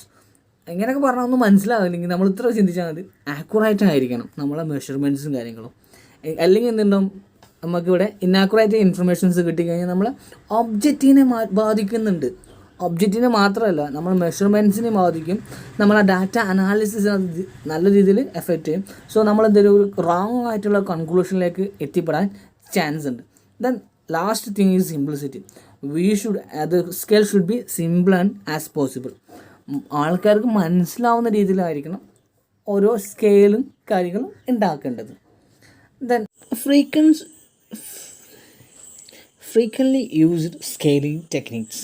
So നമ്മൾ usually ആയിട്ട് research ചെയ്യുന്ന സമയത്ത് ഏത് മോഡലായിട്ടുള്ള writing scale അല്ലെങ്കിൽ സ്കെയിലാണ് നമ്മൾ ഉപയോഗിക്കാറുള്ളത്. അപ്പോൾ അധികം നമ്മൾ ഉപയോഗിക്കാറ് റൈറ്റിംഗ് സ്കെയിലാണ്. അപ്പോൾ റൈറ്റിംഗ് സ്കെയിൽ എന്ന് വെച്ച് കഴിഞ്ഞാൽ നമ്മളൊരു ഉദാഹരണം, ഒരു ടീച്ചർ ഒരു ഇൻറ്റേർണൽ വൈവ നടത്തുന്ന സമയത്ത് അപ്പോൾ അതിലേക്ക് വരുന്ന പിള്ളേരുടെ പെർഫോമൻസ് നമ്മൾ അളക്കുന്നുണ്ടല്ലോ, അതേപോലെ തന്നെയാണ് റൈറ്റിംഗ് സ്കെയിൽ. നമ്മുടെ പെർഫോമൻസ് അല്ലെങ്കിൽ റെസ്പോൺസൊക്കെ നമ്മൾ അളക്കുന്നതിനാണ് റൈറ്റിംഗ് സ്കെയിൽ എന്ന് പറയുന്നത്. So rating means measuring the attributes by judging in range. അപ്പോൾ നമ്മളൊരു റേഞ്ച് വെച്ചിട്ട് ഒരു കാര്യത്തെ പറ്റിയിട്ട് നമ്മൾ ജഡ്ജ് ചെയ്യുന്നത്. അപ്പോൾ ഒരു ഉദാഹരണം 1 മുതൽ 5 വരെ. ഈ 5 എന്ന് പറയുന്നത് ഏറ്റവും ടോപ്പ് ഹയസ്റ്റ് പെർഫോമൻസ് എന്ന് കണക്കാക്കുന്നു. നമ്മൾ 1 നമ്മൾ എന്ത് ചെയ്തു, ഏറ്റവും ലോവസ്റ്റ് പെർഫോമൻസ് എന്ന് കണക്കാക്കുന്നു. അതാണ് റൈറ്റിംഗ് സ്കെയിൽ. അപ്പോൾ അതിൽ ഫസ്റ്റത്തെ മോഡൽ എന്താണെന്ന് നോക്കാം. ഡിഷ് ടോണസ് സ്കെയിലാണ് ഫസ്റ്റത്തെ സ്കെയിൽ എന്ന് പറയുന്നത്. അപ്പോൾ ഡിഷ് ടോണസ് സ്കെയിൽ എന്ന് വെച്ച് കഴിഞ്ഞാൽ നമ്മളൊരു കാര്യത്തെ പറ്റിയിട്ട് ജസ്റ്റ് 2 കാര്യങ്ങൾ ഓപ്ഷൻസ് മാത്രമേ ഉള്ളൂ. ഒന്നെങ്കിൽ എസ്, അതല്ലെങ്കിൽ നോ. അപ്പോൾ ആ രീതിയിലുള്ള ചോദ്യങ്ങളാണ്. അപ്പോൾ ഒരു ഉദാഹരണത്തിന് ഒരാളോട് ചോദിക്കുക, ഡു യു ഹാവ് ബൈക്ക്? അപ്പോൾ ആൻസർ എസ് ആണെങ്കിൽ മാത്രമേ പിന്നെ ബാക്കി കാര്യങ്ങൾക്ക് ചോദിക്കേണ്ട ആവശ്യമുള്ളൂ. ബട്ട് നോ ആണെങ്കിൽ നമ്മൾ റിസർച്ച് അവിടത്തോട് വെച്ച് നിർത്തി. ഇപ്പോൾ ഒരു യൂസേജാണ് ഒരു ആളോട് അയാളുടെ ബൈക്ക് യൂസേജും അതുപോലെ തന്നെ ബൈക്കിൻ്റെ കംഫർട്ടബിലിറ്റി വെച്ച് ചോദിക്കുന്ന ചോദ്യമാണെങ്കിൽ അതിൽ ഫസ്റ്റ് ചോദ്യം ഡു യു ഹാവ് ബൈക്ക് ഉണ്ടെങ്കിൽ മാത്രമേ പിന്നെ ബാക്കി കാര്യങ്ങൾക്ക് പോകേണ്ട ആവശ്യമുള്ളൂ. പക്ഷേ ഈ ഒരു സ്കെയിലിൻ്റെ പ്രോബ്ലം എന്ന് വെച്ച് കഴിഞ്ഞാൽ നമ്മൾ ചില കാര്യങ്ങൾ ഇപ്പോൾ ഒരു ഉദാഹരണം ടീച്ചർ ഞാൻ പറഞ്ഞ നേരത്തെ ഇൻറ്റേർണൽ വൈവ് നടത്തുന്ന സമയത്ത് ഒരു കുട്ടീനോട് ഡിഷോട്ടൺ സ്കെയിലിൽ മെഷർ ചെയ്യുകയാണെങ്കിൽ ആ ടീച്ചർക്ക് എന്ത് മാത്രം നോക്കാൻ പറ്റുള്ളൂ, whether the student have perform the program, അല്ലെങ്കിൽ എന്താണ് ആ വൈവ അറ്റൻഡ് ചെയ്തോ അതല്ലെങ്കിൽ ആ വൈവയിൽ പെർഫോം ചെയ്തോ. പെർഫോം ചെയ്തത് ആണ്, പെർഫോം ചെയ്തത് നോ ആണ്. പക്ഷേ എത്രത്തോളം അയാളുടെ പെർഫോമൻസ് ഉണ്ടെന്ന് മെഷർ ചെയ്യാൻ പറ്റില്ല. അപ്പോൾ ഡിഷോട്ടൺ സ്കെയിൽ ഒരിക്കലും നമുക്ക് റിസർച്ചിൻ്റെ അനാലിസിസിലേക്ക് കൊണ്ടുപോകാൻ പറ്റില്ല. Whether we can find it whether there is a yes or no. ഇപ്പോൾ ഉദാഹരണത്തിനാണ് നിങ്ങൾ ഈ ഗോളജിയുമായിട്ട് സാറ്റിസ്ഫൈഡ് ആണോ, നമുക്ക് പറയാം യെസ് നോ. പക്ഷേ ഇതൊരിക്കലും ഒരു നമ്മൾ മെഷർമെൻറ്റിലേക്ക് അല്ലെങ്കിൽ എത്രത്തോളം ഉണ്ട് ഇഷ്ടപ്പെടൽ അല്ലെങ്കിൽ എത്രത്തോളം ഉണ്ട് നെഗറ്റിവിറ്റി മനസ്സിലാക്കാൻ പറ്റില്ല. ജസ്റ്റ് യെസ് ഓർ നോ മാത്രമേ ഉള്ളൂ. അപ്പോൾ അതിന് നമുക്ക് എന്ത് ചെയ്യണം, ആ ഇൻറ്റൻസിറ്റി അല്ലെങ്കിൽ ആ അളവ് മനസ്സിലാക്കാൻ നമ്മൾ വേറെ സ്കെയിലുകൾ ഉപയോഗിക്കേണ്ടി വരും. സോ ഇവിടെ ജസ്റ്റ് എന്താണ് whether they like or not, അപ്പോൾ എസ് ഓർ നോ അതല്ലെങ്കിൽ അവർക്ക് ഉണ്ടോ ഇല്ലേ എസ് ഓർ നോ ആ രീതിയിലുള്ള ചോദ്യങ്ങൾ മാത്രമേ ഡിഷോട്ടോണസ് ക്വസ്റ്റ്യൻസ് ആയിട്ട് ചോദിക്കാൻ പറ്റുള്ളൂ. ഇതിനടുത്താണ് കാറ്റഗറി സ്കെയിൽ എന്ന് വെച്ച് കഴിഞ്ഞാൽ the scale use for multiple item to draw out a single response. അപ്പോൾ ഒരു കൂട്ടം ഐറ്റംസിൽ നിന്ന് ഒന്ന് സെലക്ട് ചെയ്യുന്നതാണ് കാറ്റഗറി ഐറ്റം. ഇപ്പോൾ ഉദാഹരണത്തിന് നമ്മൾ വേർ ഡു യു റെസിഡൻറ്റ്, നമ്മൾ എവിടെയാണ് ജീവിക്കുന്നത്, മലപ്പുറത്താണോ, അപ്പോൾ നമുക്ക് കുറച്ച് ഓപ്ഷൻസ് തന്നിട്ടുണ്ടാകും. ആ ഓപ്ഷൻസിൽ എന്ത് ചെയ്യാം, നമുക്ക് ഉള്ളത് എടുക്കാം. ഇപ്പോൾ ഒരു ഉദാഹരണം പാലക്കാട്, മലപ്പുറം, കാലിക്കറ്റ്, കണ്ണൂർ. സോ അവരെന്നോട് ചോദിക്കുകയാണ് where do I live, obviously I say Malappuram district. അപ്പോൾ എന്ത് ചെയ്തു, ഞാൻ ഈ നാലെണ്ണത്തിൽ കൂട്ടത്തിലൊന്നും എടുത്തു. ഇനിയിപ്പോൾ ഞാൻ ഇതിലൊന്നും അല്ലെങ്കിൽ ഞാൻ എന്ത് ചെയ്യും, I will choose the other one. നമ്മൾ അതർ വൺ അപ്പോൾ ചോദിക്കും സ്പെസിഫൈ ചെയ്യുകയാണെങ്കിൽ പറഞ്ഞിട്ടുണ്ടെങ്കിൽ സ്പെസിഫൈ ചെയ്ത് കൊടുക്കുക. ഇതാണ് കാറ്റഗറി സ്കെയിൽ. അതായത് ഒരു കൂട്ടം റെസ്പോൺസിൽ നിന്ന് ഒരു സിംഗിൾ ഐറ്റം സെലക്ട് ചെയ്യുന്നതാണ് കാറ്റഗറി സ്കെയിൽ എന്ന് പറയുന്നത്. ഇതിനടുത്തൊരു മോഡാണ് ലിക്വിഡ് സ്കെയിൽ. ഏറ്റവും ഇമ്പോർട്ടൻ്റ് ആയിട്ടുള്ളൊരു സ്കെയിലാണ് ലിക്വിഡ് സ്കെയിൽ. കാരണം നമ്മൾ നേരത്തെ പറഞ്ഞൊരു കേസ് ഡിഷോട്ടോൺ ക്വസ്റ്റ്യൻസ് ആണെങ്കിൽ നമുക്ക് എന്ത് ചെയ്യാൻ പറ്റും, നമുക്ക് എസ് ഓർ നോ മാത്രമേ പറയാൻ പറ്റുള്ളൂ. റൈറ്റിംഗ് സ്കെയിലാണെങ്കിൽ പ്രശ്നം എന്താണ്, ഇവിടെ ആകെ ഓപ്ഷൻസൊക്കെ ലിമിറ്റഡ് ആണ്. ഇതൊക്കെ ലിമിറ്റ് ചെയ്യുന്ന ആരാണ്, ഇവരെ തന്നെ നമ്മൾ ആരാണോ ഇൻ്റർവ്യൂ ഉണ്ടാക്കുന്ന അയാൾ എന്ത് ചെയ്യുന്നു, റെസ്പോൺസ് ലിമിറ്റ് ചെയ്തിട്ടുണ്ട്. സോ ഈ ലിക്വിഡ് സ്കെയിൽ അധികം ഉപയോഗിക്കുന്നത് ആറ്റിറ്റ്യൂഡ് മെഷർ ചെയ്യുന്ന ക്വസ്റ്റ്യൻസ് ഉണ്ടാക്കാൻ വേണ്ടി. So various kind of rating scale have been developed to measure the attitude directly. So attitude measure ചെയ്യാൻ വേണ്ടിയിട്ടാണ് ലിക്വിഡ് സ്കെയിൽ ഉപയോഗിക്കുന്നത്. ശരിക്കും ഇത് ഫോം ചെയ്തത് 1932 ലിക്വിഡ് സ്കെയിൽ എന്ന കോൺസെപ്റ്റ് വന്നത് തന്നെ. സോ അത് അധികം ചിലപ്പോൾ ഉണ്ടാവും 5 സ്കെയിലാവാം, ചിലപ്പോൾ എന്ത് ചെയ്യും 7 സ്കെയിലാവാം. നമുക്ക് സ്കെയിലിൻ്റെ അളവ് കൂടുന്നതനുസരിച്ച് എന്തുണ്ടാവും, നമുക്ക് അതിൻ്റെ ഇൻറ്റൻസിറ്റി എത്രത്തോളം ഉണ്ട് ഇഷ്ടക്കേട് അല്ലെങ്കിൽ എത്രത്തോളം ഉണ്ട് ആറ്റിറ്റ്യൂഡ്, ഒരു കാര്യത്തിനോട് ഒരു ആൾക്കുള്ള ആറ്റിറ്റ്യൂഡ് എത്രത്തോളം ഉണ്ടെന്ന് മനസ്സിലാക്കാൻ വളരെയധികം സഹായിക്കുന്ന ഒരു മെത്തേഡാണ് ലിക്വിഡ് സ്കെയിൽ. അപ്പോൾ അതിനെ പറ്റി നമ്മൾ പഠിക്കേണ്ടത് ഇമ്പോർട്ടൻ്റ് ആണ്. ഏറ്റവും കൂടുതലായിട്ട് നമുക്ക് അനാലിസിസ് ചെയ്യാൻ പറ്റുന്ന ഒരു സ്കെയിലും കൂടിയാണ് ലിക്വിഡ് സ്കെയിൽ എന്ന് പറയുന്നത്. So the liquid scale is a 7-point or 5-point scale which is used to allow the individual to express അവരുടെ കാര്യം അല്ലെങ്കിൽ അവരുടെ ആറ്റിറ്റ്യൂഡ് അല്ലെങ്കിൽ ഒപ്പീനിയൻസ് എക്സ്പ്രസ് ചെയ്യാൻ പറ്റും. How much they agree, how much they disagree with particular topic. ഇപ്പോൾ ഞാൻ നേരത്തെ തന്നെ പറഞ്ഞു, നമ്മൾ ഒരു ഉദാഹരണം നമ്മൾ പഠിക്കുന്ന അല്ലെങ്കിൽ നമ്മളെ ക്ലാസ്സിനെ പറ്റിയിട്ട് ഒരാളോട് ചോദിക്കുക എത്രത്തോളം നിങ്ങൾക്ക് നിങ്ങളുടെ ക്ലാസ്സിന് ഇഷ്ടമാണ്. അപ്പോൾ ഒരു ചോദ്യം ചോദിക്കുമ്പോൾ നമുക്കറിയാം ഒരു ലിക്വിഡ് സ്കെയിൽ എങ്ങനെ ഒരു സ്കെയിലാണെന്ന് വിചാരിച്ചോളൂ. ഇവിടെ വെരി സ്ട്രോങ് സാറ്റിസ്ഫാക്ഷനാണ് വിചാരിച്ചോളൂ, ഇവിടെ ഡിസാറ്റിസ്ഫാക്ഷനാണ്. ഇങ്ങനെയാണെങ്കിൽ നമുക്കറിയാം ഇതിന് മീഡിയം നടുവിൽ ന്യൂട്രലാണ്. ഇപ്പോൾ ഒരാൾക്ക് അയാൾ ഇവിടെ ചൂസ് ചെയ്യുകയാണെങ്കിൽ അർത്ഥം എന്താ, ഹി ലൈക്ക് വെരി മച്ച്, അയാൾക്ക് ആ ക്ലാസ് വളരെ ഇഷ്ടമായിട്ടുണ്ട്. പക്ഷേ ഇൻഫാക്റ്റ് ഇവിടെ ചൂസ് ചെയ്യുന്ന അർത്ഥം he doesn't like the classes. ഇവിടെ ന്യൂട്രലാണ് സെലക്ട് ചെയ്യുന്നത്. സോ അയാൾക്ക് അത് കുഴപ്പമില്ലാത്ത രീതിയിലാണ് നമുക്ക് മനസ്സിലാക്കാം. സോ ഇത് വെച്ച് നമുക്ക് ലിക്വിഡ് സ്കെയിൽ വെച്ചിട്ട് ആൾക്കാരുടെ ആറ്റിറ്റ്യൂഡ് അല്ലെങ്കിൽ ഒപ്പീനിയൻസ് അവരുടെ ഇൻട്രസ്റ്റൊക്കെ മനസ്സിലാക്കാൻ സഹായിക്കും. സോ ഇതൊരു ലിക്വിഡ് സ്കെയിലിൻ്റെ ഒരു മോഡലാണ് നമ്മൾ വെച്ചിട്ടുള്ളത്. I have that ecologist questions are most important issues facing the human being today. ഒരു ചെറിയ ചോദ്യമാണ്. ആ ചെറിയ ചോദ്യത്തിൽ നമ്മളെ ഒപ്പീനിയൻ നമുക്ക് ഏത് ചൂസ് ചെയ്യാം. ഇപ്പോൾ നമ്മൾ സ്ട്രോങ്ലി അഗ്രി ആണെങ്കിൽ 5 എടുത്തു അല്ലെങ്കിൽ 4, നമ്മൾ ഏത് ചൂസ് ചെയ്യണം. ഇതിനൊക്കെ ഓരോ കോഡിങ്സ് ഉണ്ട്. ഇപ്പോൾ ഒരു ജസ്റ്റ് സ്കെയിൽ ആണെങ്കിൽ തന്നെ അതിൽ 1 മുതൽ 2, 3, 4, 5, ഈ 5 നമ്മൾ സ്ട്രോങ് അഗ്രി കൊടുത്തു, 1 നമ്മൾ സ്ട്രോങ് ഡിസഗ്രി കൊടുത്തു. ഇപ്പോൾ ഈ കാര്യത്തിൽ നമ്മൾ എക്കോളജി എന്നൊരു കോൺസെപ്റ്റ് ഇപ്പോൾ ഏറ്റവും ഇമ്പോർട്ടൻ്റ് ആണോ നമുക്ക് തോന്നുകയാണെങ്കിൽ നമ്മൾ എന്ത് ചെയ്യും, 5 സ്കെയിലിൽ ഈ സ്കെയിലിൽ 5 ചൂസ് ചെയ്യും, അല്ലെങ്കിൽ സ്ട്രോങ്ലി അഗ്രി ചൂസ് ചെയ്യും. നമുക്കറിയില്ല. അപ്പോൾ നമ്മൾ എന്ത് ചെയ്യും, അൺഡിസൈഡഡ്. നമ്മൾ ഈ അൺഡിസൈഡഡ്, പക്ഷേ ഈ ഒരു കോൺസെപ്റ്റ് നമുക്ക് ഒരിക്കലും ഡിസോട്ടോണൽ ക്വസ്റ്റ്യൻസിലോ കാറ്റഗറിയിലോ നമുക്ക് എടുക്കാൻ പറ്റില്ല. കാരണം വെച്ചാൽ ഇവിടെ നമ്മൾ റെസ്പോണ്ടൻസിന് അവർക്ക് അറിയുന്നുണ്ടെങ്കിൽ മാത്രം ചെയ്താൽ മതി രീതിയിൽ വെച്ചിട്ടുണ്ട്.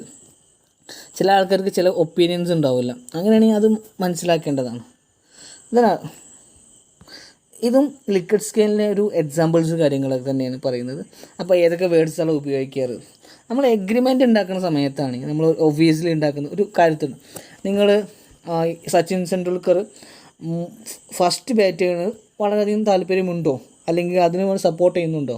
അപ്പോൾ ചില ആൾക്ക് നമുക്ക് എന്താ പറയുക, ചില ഏറ്റവും എഗ്രി ചെയ്യുന്ന ആൾക്കാരാണ് സ്ട്രോങ്ലി എഗ്രി, പിന്നെ എഗ്രി, അയാൾക്ക് അറിയില്ല, ഡിസഗ്രി, സ്ട്രോങ്ലി ഡിസഗ്രി. നമുക്ക് അങ്ങനെ തീരുമാനിക്കാം.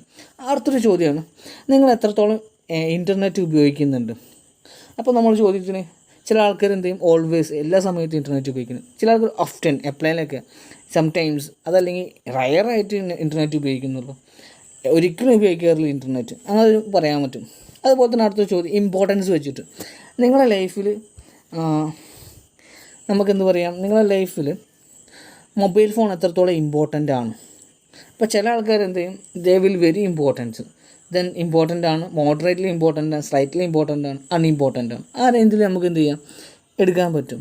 പിന്നെ അടുത്തൊരു കേസ് വെച്ചാൽ നമ്മൾ ക്വാളിറ്റി മെഷർ ചെയ്യുന്ന, നിങ്ങൾ ഉദാഹരണം നിങ്ങൾ വാങ്ങിയ പ്രൊഡക്റ്റ് ലൈക്ക് ഒരു മൊബൈൽ ഫോണാണ്, how do U write the quality of the products? ചോദ്യം ചോദിക്കുകയാണെങ്കിൽ നമ്മളിങ്ങനെ നമുക്ക് പറയാം എക്സലൻറ്റ്, ഗുഡ് ഉണ്ട്, ഫെയർ ആണ്, പുവർ ആണ്, ഇറ്റ് ഇസ് വെരി പുവർ. ഈ രീതിയിലൊക്കെ നമുക്ക് എന്ത് ചെയ്യും, നമ്മൾ ഒപ്പീനിയൻസ് കാര്യങ്ങളും ആറ്റിറ്റ്യൂഡൊക്കെ നിങ്ങൾ എക്സ്പ്രസ് ചെയ്യാൻ പറ്റുന്നതാണ് ലിക്വിഡ് സ്കെയിൽ എന്ന കോൺസെപ്റ്റ്. ഇതൊക്കെ ലിക്വിഡ് സ്കെയിലിൻ്റെ ഒരു ഭാഗം തന്നെയാണ്. ഒരു എക്സാമ്പിൾ വീണ്ടും ഞാൻ എക്സാമ്പിൾ വെച്ചിരുന്നത്, ഇതൊരു കഴിഞ്ഞ കാലത്തൊരു ക്വസ്റ്റ്യൻ മോഡലാണ്. Then if the price of the raw material fails, the firm could reduce the price of their products. നമ്മൾ ചോദിക്കുകയാണ്, റോ മെറ്റീരിയലിൻ്റെ പ്രൈസ് കുറയുന്നത് കൊണ്ട് തന്നെ നമ്മളെ ഫുഡ് പ്രോഡക്ട്സിൻ്റെ വില കുറയുമോ? നമ്മൾ ചോദിക്കുമ്പോൾ നമുക്ക് തോന്നുന്നു യെസ് ചിലപ്പോൾ കുറയും. അങ്ങനെ എഗ്രി കൊടുത്തു, നമുക്ക് സ്ട്രോങ്ലി എഗ്രി ആണെങ്കിൽ എഗ്രി അവിടെ കൊടുക്കാം, അത് നമ്മുടെ ഇഷ്ടം പോലെ. So without government regulation the firm could എക്സ്പ്ലോയ് the consumers. തോന്നുന്നുണ്ടോ നിങ്ങൾക്ക്? ഗവൺമെൻറ് റെഗുലേഷൻസ് ഇല്ലെങ്കിൽ കൺസ്യൂമേഴ്സിനെ കമ്പനികൾ നമ്മളെ എക്സ്പ്ലോയിറ്റ് ചെയ്യുന്നു. തീർച്ചയായിട്ടും ഞാനത് സ്ട്രോങ്ലി എഗ്രി ചെയ്യുന്നു, എൻ്റെ ഒപ്പീനിയൻ കൊടുത്തു. The most food companies are so concern about the making profit, they don't care about the quality of products. ഇതിന് ഞാൻ സ്ട്രോങ്ലി ഡിസഗ്രി ചെയ്യും. കാരണം ഇതങ്ങ് ഒരിക്കലും തെറ്റാണ്. ആരും ക്വാളിറ്റി അല്ലെങ്കിൽ പ്രോഫിറ്റ് മാത്രം കൺസേൺ ചെയ്യുന്നില്ല, അവരെല്ലാം ക്വാളിറ്റീനെ എന്തെങ്കിലും കുറച്ചൊക്കെ ചിന്തിക്കുന്നുണ്ട്. ക്വാളിറ്റി ഉണ്ടെങ്കിൽ മാത്രം നല്ല കസ്റ്റമേഴ്സ് അവിടെ ചെല്ലുള്ളൂ.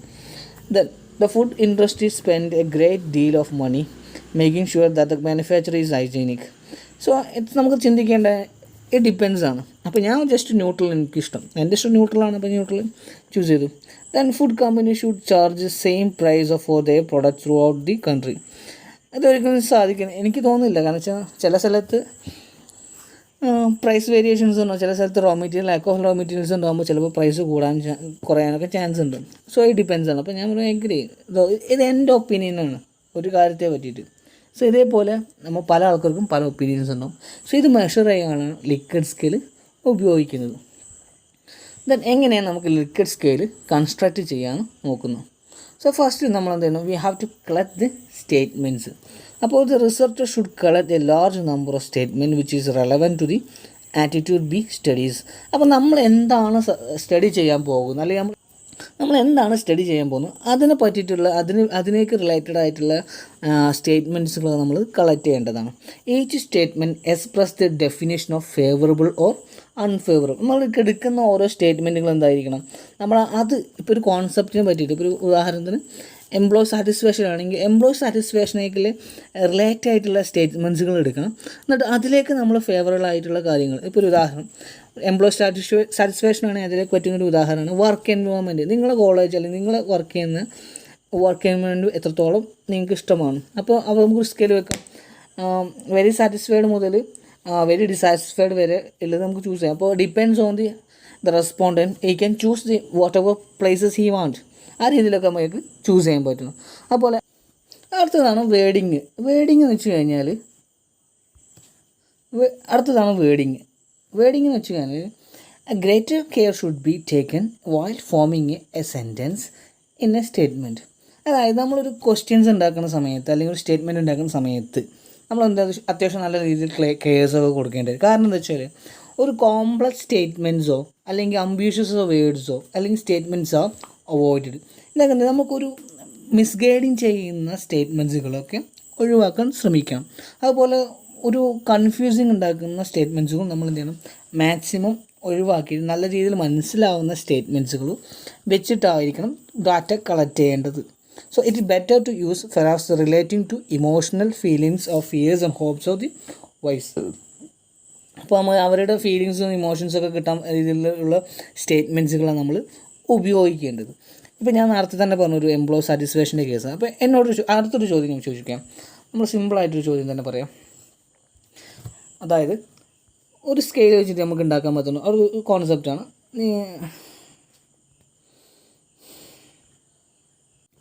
അടുത്തൊരു ചോദ്യം പറയാം. നമുക്കൊരു എംപ്ലോയീസിനോട് തൻ്റെ പിയർ ഗ്രൂപ്പ്സിൻ്റെ പറ്റിയിട്ടുള്ളൊരു ഒപ്പീനിയൻസ് എത്രത്തോളം അവർക്ക് പിയർ ഗ്രൂപ്പിനെ ഏറ്റവും ട്രസ്റ്റ് ചെയ്യാൻ പറ്റുന്നുണ്ട്.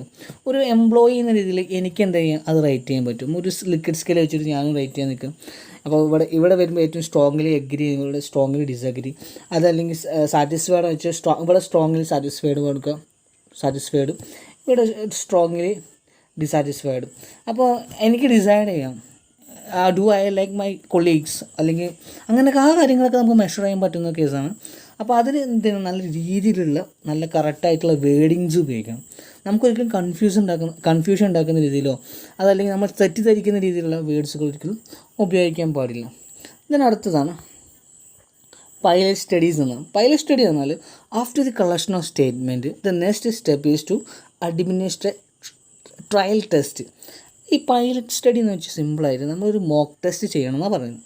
നമ്മളൊരു ക്വസ്റ്റ്യൻസ് അല്ലെങ്കിൽ കാര്യങ്ങളൊക്കെ ഉണ്ടാക്കിയിട്ട് നമ്മൾ പബ്ലിക്കിൻ്റെ അടുത്തേക്ക് പോകുന്നതിന് മുന്നേ എന്ത് ചെയ്യണം, we need to trial it again. First നമ്മൾ എന്തെങ്കിലും ചെയ്ത് നോക്കണം. എന്നിട്ട് അതിൽ എന്തെങ്കിലും തെറ്റും കാര്യങ്ങളൊക്കെ ഉണ്ടോ അല്ലെങ്കിൽ ബയാസ് വല്ലതും ഉണ്ടോ ഒക്കെ നോക്കണം. അക്കോർഡിംഗ് ടു പൈലറ്റ് സ്റ്റഡി നമ്മൾ ഈ പൈലറ്റ് സ്റ്റഡി വെച്ചിട്ടാണ് നമ്മൾ ഒരു ഫൈനൽ സ്കെയിലൊക്കെ നമുക്ക് ചെയ്യാൻ പോകുന്നത്. അല്ലെങ്കിൽ ഏതൊക്കെ സ്കെയിൽസ് കറക്റ്റാണോ, നമ്മൾ എടുത്ത സ്കെയിൽസ് കറക്റ്റാണോ, നമ്മൾ ഉപയോഗിച്ച വേർഡ്സുകൾ കറക്റ്റാണോ, മിസ്ലീഡിങ് ഉണ്ടോ ഇല്ലയോ എന്നൊക്കെ നോക്കുന്നതാണ് പൈലറ്റ് സ്റ്റഡി എന്ന് പറയുന്നത്. ഇതിനടുത്താണ് scrutiny and editing. The pilot study conduct for the purpose of to be scrutinise and editing to check the suitability and appropriability of the statement. The statement which gives reasonable like do not know or uncertainty are to be corrected or changed. The statement should which are ambiguous or faulty must be discharged അല്ലെങ്കിൽ discard. സിമ്പിളത്തുള്ളൂ. Scrutiny വെച്ച് കഴിഞ്ഞാൽ നമ്മൾ pilot സ്റ്റഡിയിൽ വല്ല തെറ്റുകുറ്റങ്ങൾ കണ്ടെത്തിയിട്ടുണ്ടെങ്കിൽ അത് നമ്മൾ എന്ത് ചെയ്യണം, എഡിറ്റ് ചെയ്തിട്ട് അല്ലെങ്കിൽ നമ്മളത് മാറ്റി വേറെ രീതിയിൽ ആ ക്വസ്റ്റ്യൻസോ അല്ലെങ്കിൽ സ്റ്റേറ്റ്മെൻറ്റ്സിനൊക്കെ കൊണ്ടുവരാൻ ശ്രമിക്കണം. ദെൻ ഫൈനൽ സെലക്ഷൻസ് ആണ്. At the time of final selection, the statement, it must be ensured that the statements represent the whole universe. നമ്മൾ ഒരാളെ മാത്രം ചൂണ്ടിക്കാണിക്കാതെ നമ്മൾ ടോട്ടൽ, ഇപ്പോൾ ഉദാഹരണം employee satisfaction of a private എംപ്ലോയീസിന് വളാഞ്ചേരി എന്ന കോൺസെപ്റ്റ് എടുക്കുകയാണെങ്കിൽ നമുക്ക് എല്ലാ എംപ്ലോയീസിനും എന്ത് ചെയ്യണം, റെസ്പോണ്ട് ചെയ്യുന്ന രീതിയിലുള്ള ക്വസ്റ്റ്യൻസ് എടുക്കാൻ പാടുള്ളൂ. അല്ലാതെ സ്പെസിഫിക് ആയിട്ടുള്ള എംപ്ലോയീസിനെ മാത്രം ഫോക്കസ് ചെയ്യണമെങ്കിൽ പിന്നെ അത് അവിടുത്തെ സ്റ്റഡി ആയി മാറി. നമ്മൾ എടുക്കുന്ന സമയത്ത് നമ്മൾ ഏത് യൂണിവേഴ്സിലേക്കാണ് എടുക്കുന്നത്, അത് ടോട്ടൽ എംപ്ലോയീസിനെയൊക്കെ എഫക്റ്റ് ചെയ്യുന്ന രീതിയിലുള്ള ക്വസ്റ്റ്യൻസാണ് എടുക്കേണ്ടത്. സോ ഇങ്ങനത്തെ 3-4 കാര്യങ്ങൾ നോക്കണം. അപ്പോൾ എന്തൊക്കെ, first collection of statements, then wordings, pilot study, scrutiny and editing, then final selection. So ഇത്ര കാര്യങ്ങൾ നമ്മൾ ചെയ്യേണ്ടത്. ദെൻ അടുത്താണ് merits of the liquid scale. പരീക്ഷയ്ക്ക് ചോദിക്കുന്ന അടുത്തൊരു ചോദ്യം കൂടിയാണ് ലിക്വിഡ് സ്കെയിലിൻ്റെ മെറിറ്റ്സ് എന്താണ്. ഈസി ടു കൺസ്ട്രക്റ്റ്, നമുക്ക് ഈസി ആയിട്ട് എന്ത് ചെയ്യാൻ പറ്റും, ഒരു ലിക്വിഡ് സ്കെയിൽ ഉണ്ടാക്കാം. ഈസിയാണ്. Then it consider more reliable. നമ്മൾ ഏറ്റവും കൂടുതൽ അനാലിസിസ് ഉപയോഗിക്കുന്നത് എന്തുകൊണ്ടാണ്? ലിക്കഡ് സ്കെയിൽ നമുക്ക് പെട്ടെന്ന് അതുപോലെ തന്നെ നമുക്ക് ഈസി ആയിട്ടും ഉപയോഗിക്കാനും അതുപോലെ തന്നെ റിലയബിളായിട്ട് കൺസിഡർ ചെയ്യാനും പറ്റും. ജസ്റ്റ് ഒരു എസ് ഓർ നോ ഒരിക്കലും നമുക്ക് എന്ത് ചെയ്യുന്നില്ല, ഒരു ഫുൾ ഫ്രിഡ്ജ് ആയിട്ടുള്ള ഇൻഫർമേഷൻസ് തരുന്നില്ല. ഇൻസ്റ്റെഡ് നമുക്കൊരു ലിക്കഡ് സ്കെയിൽ ഉപയോഗിക്കുമ്പോൾ ഒരു ഫുൾ ഫ്രിഡ്ജ് ഇൻഫർമേഷൻസാണ്. Whether he like or not, whether how much he like or how much he doesn't like it. ഇത്ര കാര്യങ്ങൾ നമുക്ക് ഈസി ആയിട്ട് കാൽക്കുലേറ്റ് ചെയ്യാൻ പറ്റും. This is scale permit to use the statement that is noticeable related to the attitude be study. നമ്മൾ എന്ത് ആറ്റിറ്റ്യൂഡാണ് study ചെയ്യാൻ പോകുന്നത് അതിനെ പറ്റിയിട്ടുള്ള നോട്ടീസബിൾ ആയിട്ടുള്ള സ്റ്റേറ്റ്മെൻറ്റൊക്കെ ഉപയോഗിക്കാൻ സഹായിക്കുന്നുണ്ട് ഈ scale. It can easily use in respondent centred and stimulate centred studies. അപ്പോൾ നമ്മൾ റെസ്പോണ്ടിനെ നോക്കിയിട്ടുള്ളൊരു ക്വസ്റ്റ്യൻസ് ഉണ്ടാക്കുന്നത് അല്ലെങ്കിൽ സ്റ്റിമുലേറ്റ് സെൻറ്റേഴ്സിന് ഫോക്കസ് ചെയ്തിട്ടുള്ള സ്റ്റഡീസ് ഉണ്ടാക്കുകയാണെങ്കിലും നമുക്കിത് യൂസ് ആയിട്ട് കണക്കാക്കുന്നുണ്ട്. അതുപോലെ തന്നെ less time is required to construct this scale. നമുക്ക് ഈസി ആയിട്ടും അതുപോലെ വളരെ സിമ്പിളായിട്ടും ഉണ്ടാക്കാൻ പറ്റുന്നൊരു സ്കെയിലും കൂടിയാണ് ലിക്കഡ് സ്കെയിൽ എന്ന് പറയുന്നത്. ദെൻ അടുത്തൊരു സ്കെയിലാണ് ലിക്കഡ് സ്കെയിൽ കഴിഞ്ഞാൽ അടുത്തൊരു സ്കെയിലാണ്. ഇത് ക്വൈറ്റ് സിമിലർ ടു ലിക്കഡ് സ്കെയിലാണ്. ഇവിടെ നമ്മൾ ബൈപോളർ വേർഡ്സാണ് അധികം ഉപയോഗിക്കാറ്. അപ്പോൾ എന്താണ് സെമാൻറ്റിക് സ്കെയിൽ എന്ന് നോക്കാം. സെമാൻറ്റിക് സ്കെയിൽ എന്ന് വെച്ചാൽ this type of scale make extensive use of word rather than number. അപ്പോൾ നമ്മൾ ലിക്കഡ് സ്കെയിലിൽ നമ്മൾ ചിലപ്പോൾ നമ്പേഴ്സ് അല്ലെങ്കിൽ അതർ സിമ്പിൾസ് ഉപയോഗിക്കുകയാണെങ്കിൽ ഇവിടെ നമ്മൾ അധികം ഉപയോഗിക്കുന്നത് വേർഡുകളാണ്. പക്ക വേർഡുകൾ തന്നെ. ഓരോ നമ്മൾ ലൈൻ വരച്ചിട്ടുണ്ട്, ഓരോ ഇതിലെന്തുണ്ട് നമ്മൾ ഓരോ വേർഡ്സ് ഉപയോഗിക്കുകയാണ്. ഇപ്പോൾ ന്യൂട്രൽ, പക്ക ന്യൂട്രൽ വെച്ചിട്ട് അതുപോലെ ഓരോ സ്കെയിലും നമ്മൾ പക്ക വേർഡുകൾ ബൈപോളർ വേർഡ്സുകളാണ് ഉപയോഗിക്കാറ്. The respondent describe their feelings about the product or the brand on a scale of semantic labels. For example, when we ask a respondent how do they rate their products quality or in terms of their durability, so they can give some certain of informations. അപ്പോൾ ആ informations തരാൻ വേണ്ടി നമ്മൾ എന്ത് ചെയ്യണം, ഒരു semantic scale വെച്ചു. ഒരു ഉദാഹരണം ക്വാളിറ്റിയാണ്. സോ ക്വാളിറ്റി ആണെങ്കിൽ നമ്മൾ എക്സ്ട്രീം എന്ന് പറയാം, നല്ല എക്സ്ട്രീം ക്വാളിറ്റിയാണ്, അല്ലെങ്കിൽ വെരി പുവർ ക്വാളിറ്റിയാണ്, അതല്ലെങ്കിൽ ന്യൂട്രലാണ്, അല്ലെങ്കിൽ മോഡറേറ്റ് ക്വാളിറ്റിയാണ്, അതല്ലെങ്കിൽ ഓക്കെ പുവർ ക്വാളിറ്റിയാണ്, എന്താണ് ഗുഡ് ക്വാളിറ്റിയാണ്. സോ നമുക്ക് ഈ രീതിയിൽ നമുക്ക് എന്ത് ചെയ്യാം, സ്കെയിൽസ് വെച്ചിട്ട് ആൾക്കാരുടെ ആ കാര്യം ആ പ്രൊഡക്റ്റിൻ്റെ ക്വാളിറ്റി എത്രത്തോളം ഉണ്ടെന്ന് മനസ്സിലാക്കാൻ പറ്റുന്നതാണ്. When the bipolar adjectives are used at the end of the point of scales, these are termed as semantic difference scale. So രണ്ട് സൈഡിൽ നമ്മൾ സെമാൻറ്റിക് ആയിട്ട് അല്ലെങ്കിൽ ബൈപോളർ അഡ്ജക്റ്റീവ്സ് ഉപയോഗിക്കുകയാണെങ്കിൽ നമ്മൾ ആ സ്കെയിലിന് പറഞ്ഞ പേരാണ് സെമാൻറ്റിക് ഡിഫറൻഷ്യൽ സ്കെയിൽ. അപ്പോൾ നമ്മൾ നേരത്തെ കാണിച്ച പോയിൻ്റ് ഇവിടെ വെരി ഗുഡ് ആണെങ്കിൽ ഇവിടെ വെരി ബാഡ് ആവും. ആ രീതിയിൽ ഒരു ഭാഗത്ത് ഗുഡും ഒരു ഭാഗത്ത് ബാഡും ആണെങ്കിൽ അതിന് പറഞ്ഞ പേരാണ് ബൈപോളർ അഡ്ജക്റ്റീവ്സ്. സോ അങ്ങനത്തെ സ്കെയിലാണെങ്കിൽ അതിന് നമ്മൾ സെമാൻറ്റിക് ഡിഫറൻസ് സ്കെയിൽ എന്ന് തന്നെ പറയും. ദെൻ അപ്പോൾ ഇതിനൊക്കെ ഒരു ഉദാഹരണമാണ്, സെമാൻറ്റിക് ഡിഫറൻസ് സ്കെയിലിൻ്റെ ഒരു ഉദാഹരണമാണ് ഇവിടെ തന്നിരിക്കുന്നത്. നോക്കാം. ഓക്കെ, ഒരു പ്രൊഡക്റ്റിനെ പറ്റിയിട്ട് ഉദാഹരണം ഒരു ഓട്ടപ്പൊടീനെ പറ്റിയിട്ടാണെങ്കിൽ നിങ്ങൾ ആലോചിച്ച് നോക്കും അതിൻ്റെ ക്വാളിറ്റി എത്രത്തോളം ഉണ്ടെന്ന്. അപ്പോൾ വീട്ടമ്മമാർക്ക് എന്ത് ചെയ്യാം, സ്കെയിൽ ചെയ്യാം. ഇപ്പോൾ നല്ല ക്വാളിറ്റി ആണെങ്കിൽ അവർ അതേ will choose the extreme goods, quite goods, slightly ഈതോ അവർക്ക് തോന്നുന്ന ആ രീതിയിലൊക്കെ അവർ ചിന്തിക്കാറുണ്ട്.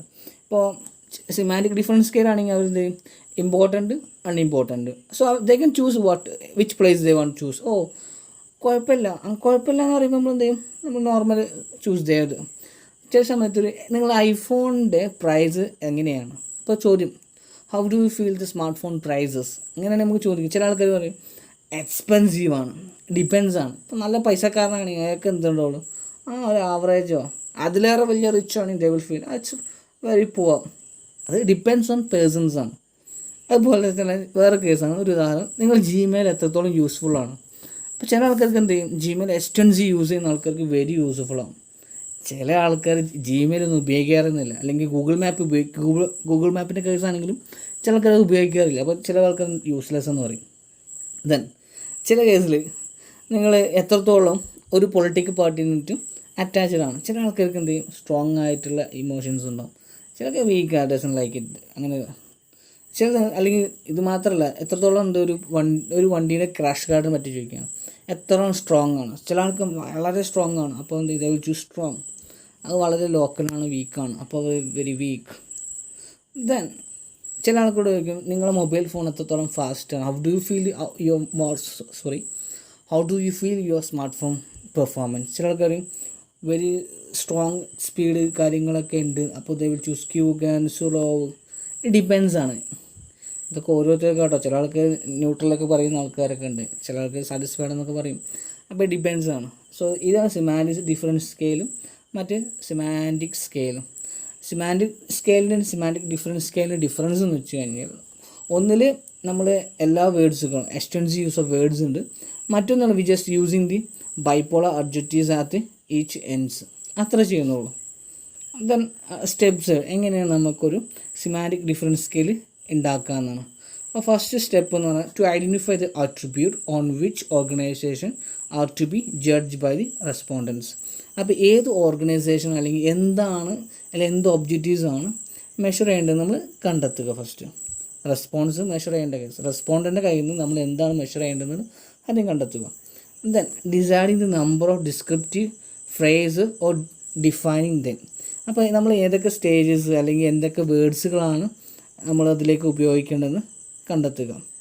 ദെൻ അതുപോലെ തന്നെ ഒരു സ്കെയിൽ ഉണ്ടാക്കുമ്പോൾ അതിൽ എത്രത്തോളം നമ്പേഴ്സ് വേണം. ഇപ്പോൾ ഒരു ഉദാഹരണം 7 സ്കെയിലാണെങ്കിൽ 7 സ്കെയിൽക്കുള്ള നെയിംസ് നമ്മൾ ഡിഫൈൻ ചെയ്യണം.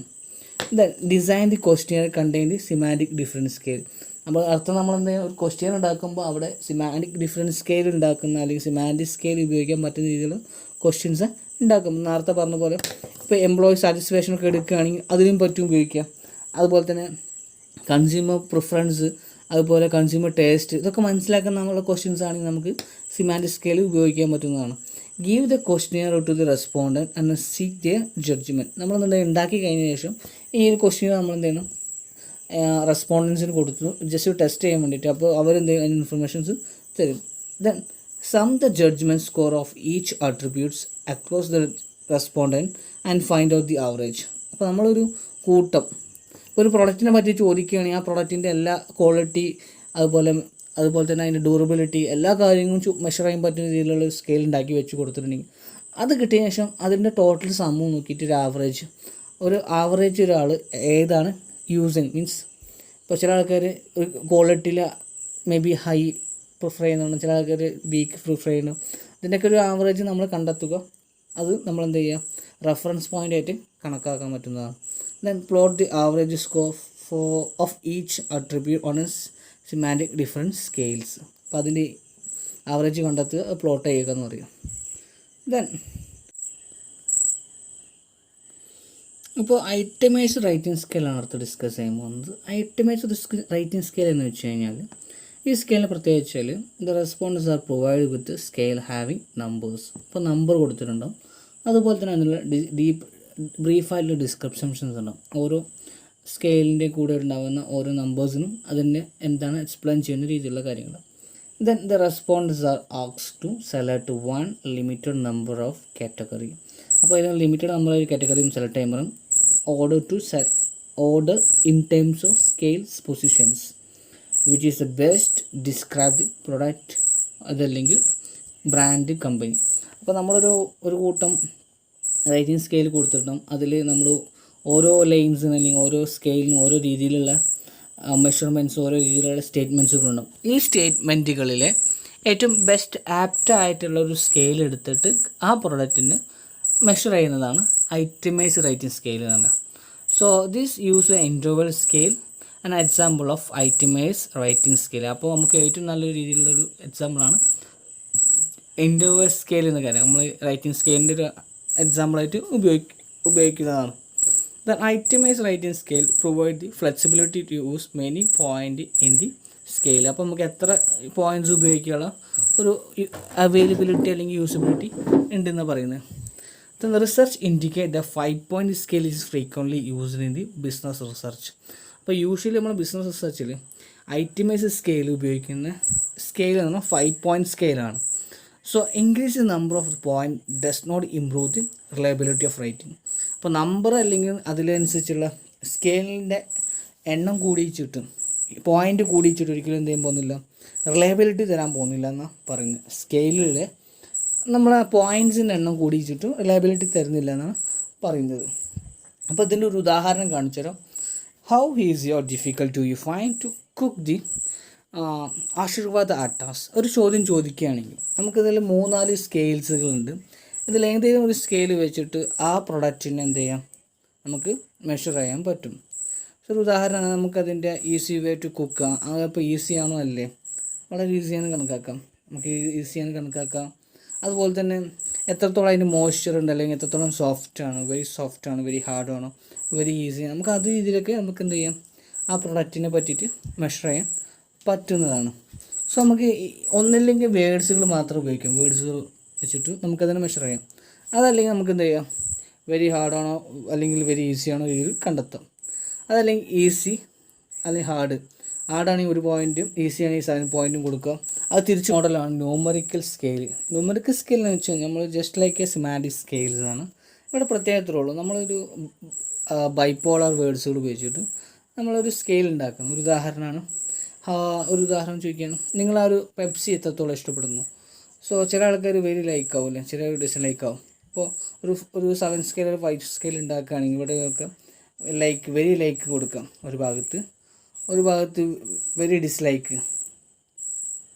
അപ്പോൾ ഇതിൽ നമ്മൾ 1, 2, 3, 4, 5 അങ്ങനത്തെ നമ്പർ ഇതിലെന്ത് ചെയ്യാം, വെരി ലൈക്കാനുള്ള ആളാണെങ്കിൽ അയാൾ 1 ചൂസ് ചെയ്യും, വെരി ഡിസ്ലൈക്കുള്ള ആളാണെങ്കിൽ അവരെന്ത് ചെയ്യും 5 ചൂസ് ചെയ്യും, മോഡറേറ്റർ ആളാണെങ്കിൽ 3 ചൂസ് ചെയ്യും. അത്രേ ഉള്ളൂ. ആ ഒരു മോഡലാണ് ന്യൂമറിക്കൽ സ്കെയിൽ എന്ന് പറയുന്നത്. Then graphical writing scale. This is common, very simple form of to use. A graphical scale help the respondent mark on the scale of their answers to particular question by placing in a mark on the appropriate point of scales. അപ്പോൾ ഇത് ശരിക്കും പറഞ്ഞാൽ graphical scale പിക്ചോറിക്കലായിട്ട് കാര്യങ്ങൾ വെച്ചിട്ട് നമ്മൾ ആ പിക്ചറിനെ നമ്മൾ select ചെയ്യുന്നത്. ഒരു സ്കെയിൽ ഉണ്ടെങ്കിൽ തന്നെ ആ സ്കെയിലിൽ ഓരോ പിക്ചേഴ്സ് ഉണ്ടെങ്കിൽ അല്ലെങ്കിൽ ഒരു ഗ്രാഫിക്കൽ ഐറ്റംസ് ഉണ്ടെങ്കിൽ നമുക്ക് ഏതാണ് താല്പര്യം തോന്നി അതിൽ നമ്മൾ എന്ത് ചെയ്യാൻ ചൂസ് ചെയ്യുന്നതാണ് ഗ്രാഫിക്കൽ റൈറ്റിംഗ് സ്കെയിൽ എന്ന് പറയുന്നത്. ഫിക്സ്ഡ് അല്ലെങ്കിൽ constant scale. Here the response asked to distribute given number of a point across the various items.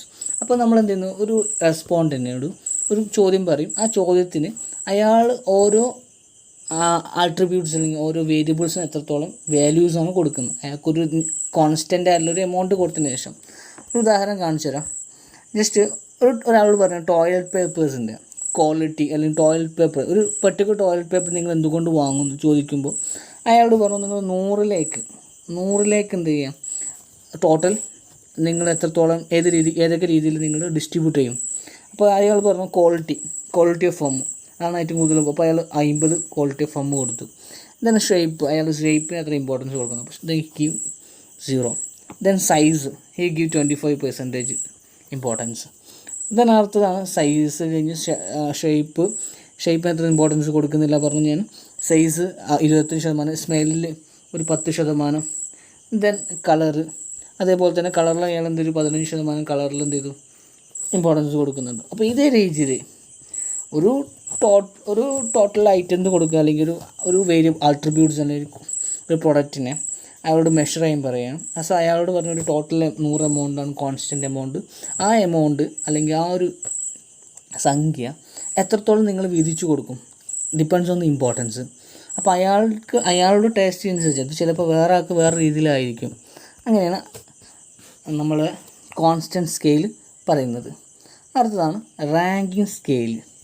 Ranking scale എന്ന് വെച്ച് കഴിഞ്ഞാൽ ഇവിടുത്തെ പ്രത്യേകത വെച്ചാൽ this scale are use to tap the preference between 2 or among the more object. ഒന്നിൽ കൂടുതൽ കാര്യങ്ങൾ നമ്മൾ അവർ പ്രിഫറൻസ് മനസ്സിലാക്കാൻ വേണ്ടിയിട്ടാണ്. അപ്പോൾ ഒന്നിൽ കൂടുതൽ കാര്യങ്ങൾക്ക് പ്രിഫറൻസ് മനസ്സിലാക്കാൻ വേണ്ടിയിട്ടാണ് നമ്മൾ റാങ്കിങ് സ്കെയിൽ ഉപയോഗിക്കുന്നത്. Such ranking may not given ultimate clues to some of the answers are enquired by the research. അപ്പോൾ റിസർച്ചർ കണ്ടെത്താൻ ശ്രമിക്കുന്ന ആൻസറിന് അത്രത്തോളം ഒരു ആൻസറൊന്നും ഇതുകൊണ്ട് കിട്ടാൻ പോകുന്നില്ല. എങ്കിൽ പോലും നമുക്ക് പ്രിഫറൻസ് മനസ്സിലാക്കാം. Then these are generally 3 approach. അവിടെ 3 അപ്രോച്ച് മെയിനായിട്ടുള്ളത്. പെയ്ഡ് കമ്പാരിസൺ ഉണ്ട്, കമ്പാരറ്റീവ് സ്കെയിൽസ് ഉണ്ട്, ഫോഴ്സ്ഡ് ചോയ്സ് ഉണ്ട്. അപ്പോൾ ആദ്യത്തെയാണ് പെയ്ഡ് കമ്പാരിസൺ. ഈ പെയ്ഡ് കമ്പാരിസൺ എന്ന് വെച്ചാൽ നമ്മൾ ഒന്നിൽ കൂടുതൽ ഒരു അട്രിബ്യൂട്ട്സിനൊക്കെ മെഷർ ചെയ്യുന്ന കേസാണ് paired comparison. Under this method the respond can express is attitude by marking choice between 2 object. ഒന്നിൽ കൂടുതൽ ഒബ്ജക്റ്റീവ്സ് വെച്ചിട്ടുള്ള ഒരു കമ്പാരിസൺ വെച്ചിട്ട് അതിലേറ്റവും ബെസ്റ്റ് ഏതാണ് ചിന്തിക്കുക. ഒരു ഉദാഹരണത്തിന് ഒരു കൂൾ ഡ്രിങ്ക്സ് ഉണ്ട് വെച്ചോളൂ. ഒരു ടിലോ ആണെങ്കിൽ ടിലോൻ്റെ ബ്ലാക്ക് ഉണ്ട്, ഒരു പച്ച കളറുണ്ട്, then ഓറഞ്ച് കളറുണ്ട്. അപ്പോൾ ചോദിക്കാൻ റെസ്പോണ്ട് നിങ്ങൾ ഇതിൽ ഏത് ഫ്ലേവറാണ് താല്പര്യപ്പെടുന്നത്. അപ്പോൾ അയാൾക്ക് പറയാം ഈ 3 കുടിച്ചിട്ടോ, അല്ലെങ്കിൽ ഡിപ്പെൻസ് അയാളുടെ എക്സ്പീരിയൻസ് വെച്ച് പറയാം അയാൾക്ക് പച്ചയാണോ ചുവപ്പാണോ അല്ലെങ്കിൽ ഡാർക്കാണോ ഏതാണ് അയാൾക്ക് ഇഷ്ടമെന്ന രീതിയിൽ പറയും. ഇതാണ് പെയർഡ് കമ്പാരിസൺ എന്ന് പറയാം. അപ്പോൾ ഈ പെയർഡ് കമ്പാരിസണിലെ ഈ കമ്പാരിസൻ്റെ അളവ് അല്ലെങ്കിൽ ഒബ്ജക്റ്റിൻ്റെ അളവ് ഒന്നിൽ കൂടുതൽ കൂടിക്കൊണ്ടിരിക്കുകയാണെങ്കിൽ അളവ് കൂടുന്തോറും അനുസരിച്ച് എന്ത് ചെയ്യും, കോംപ്ലിസിറ്റി കൂടും, റെസ്പോണ്ടിന് റിപ്ലൈ തരാൻ കുറച്ച് ബുദ്ധിമുട്ടാവും. സോ അങ്ങനെ കൂടുകയാണെങ്കിൽ നമ്മൾ എങ്ങനെയാണ് ഇതിനെ ചെയ്യാറ്, പെയ്ഡ് കമ്പാരിസൺ ഉപയോഗിക്കാറെന്ന് വെച്ചാൽ അത് ഫോർമുലയാണ് തന്നിട്ടിരിക്കുന്നത്. സോ n-1 ഡിവൈഡഡ് ബൈ 2 ഇതാണ് ഫോർമുല ചെയ്തിട്ട് നോക്കാം. അടുത്തതാണ് comparative scale. It provide a benchmark or point of reference to assess the attitude towards the current object of event. അപ്പോൾ ശരിക്കും ഒരു കമ്പാരിറ്റീവ് സ്കെയിൽ എന്ന് വെച്ചാൽ ഒരു ബെഞ്ച് മാർക്ക് ഉണ്ടെങ്കിൽ ആ ബെഞ്ച് മാർക്കിനെ വെച്ച് നമ്മൾ എന്ത് ചെയ്യണം, ഒരു കാര്യത്തെ അനാലിസ് ചെയ്യുന്നതിനാണ് കമ്പാരിറ്റീവ് സ്കെയിൽ എന്ന് പറയുന്നത്. ഇതിനർത്ഥമാണ് ഫോഴ്സ്ഡ് ചോയ്സ്. ഫോഴ്സ്ഡ് ചോയ്സ് എന്ന് വെച്ചാൽ it enable the respondent to rank the object relative to one other among the alternative provide. ഇത് ഞാൻ പണ്ട് എൻ്റെ ഒരു റിസർച്ചിൽ ഈ സാധനം ഉപയോഗിച്ചിട്ടുണ്ട്, ഫോഴ്സ്ഡ് ചോയ്സ് എന്ന്. അത് ഞാൻ ഹീറോൻ്റെ മോട്ടോ പ്രൊഡക്ട്സിൻ്റെ ക്വാളിറ്റി അതുപോലെ ഹീറോൻ്റെ കസ്റ്റമർ പ്രിഫറൻസുള്ള ഒരു കോൺസെപ്റ്റിന് ഞാൻ റിസർച്ച് ചെയ്തിരുന്നു. അപ്പോൾ ഞാൻ ചോദിച്ചു എന്തുകൊണ്ടാണ് നിങ്ങൾ ഹീറോ പ്രൊഡക്ട്സ് എടുത്തത്. അപ്പോൾ ഞാൻ തന്നെ എന്ത് ചെയ്തു, കുറച്ച് ആൾട്ടർനേറ്റീവ് ആയിട്ടുള്ള കുറച്ച് സ്റ്റേറ്റ്മെൻറ്റുകൾ വെച്ചു. LED, അതുപോലെ തന്നെ fuel efficiency, then sporty look, then low maintenance. So അവരോട് പറഞ്ഞു ഞാൻ കൊടുത്തിരിക്കുന്ന അല്ലെങ്കിൽ ഞാൻ അവർക്ക് പ്രൊവൈഡ് ചെയ്ത ഓരോ സ്റ്റേറ്റ്മെൻറ്റുകൾ, ഓരോ ഒബ്ജക്റ്റുകൾ അല്ലെങ്കിൽ ഓപ്ഷൻസ്, ഇതിലേതാണ് ഏറ്റവും കൂടുതൽ ഇമ്പോർട്ടൻസ് അവർക്ക് തോന്നി അത് ചൂസ് ചെയ്യാൻ പറഞ്ഞു ഇതിൽ. So this is a easier and faster for the example under the paired respondents are concerned. The comparison method with 10 item 45 paid queries are required to complete this task.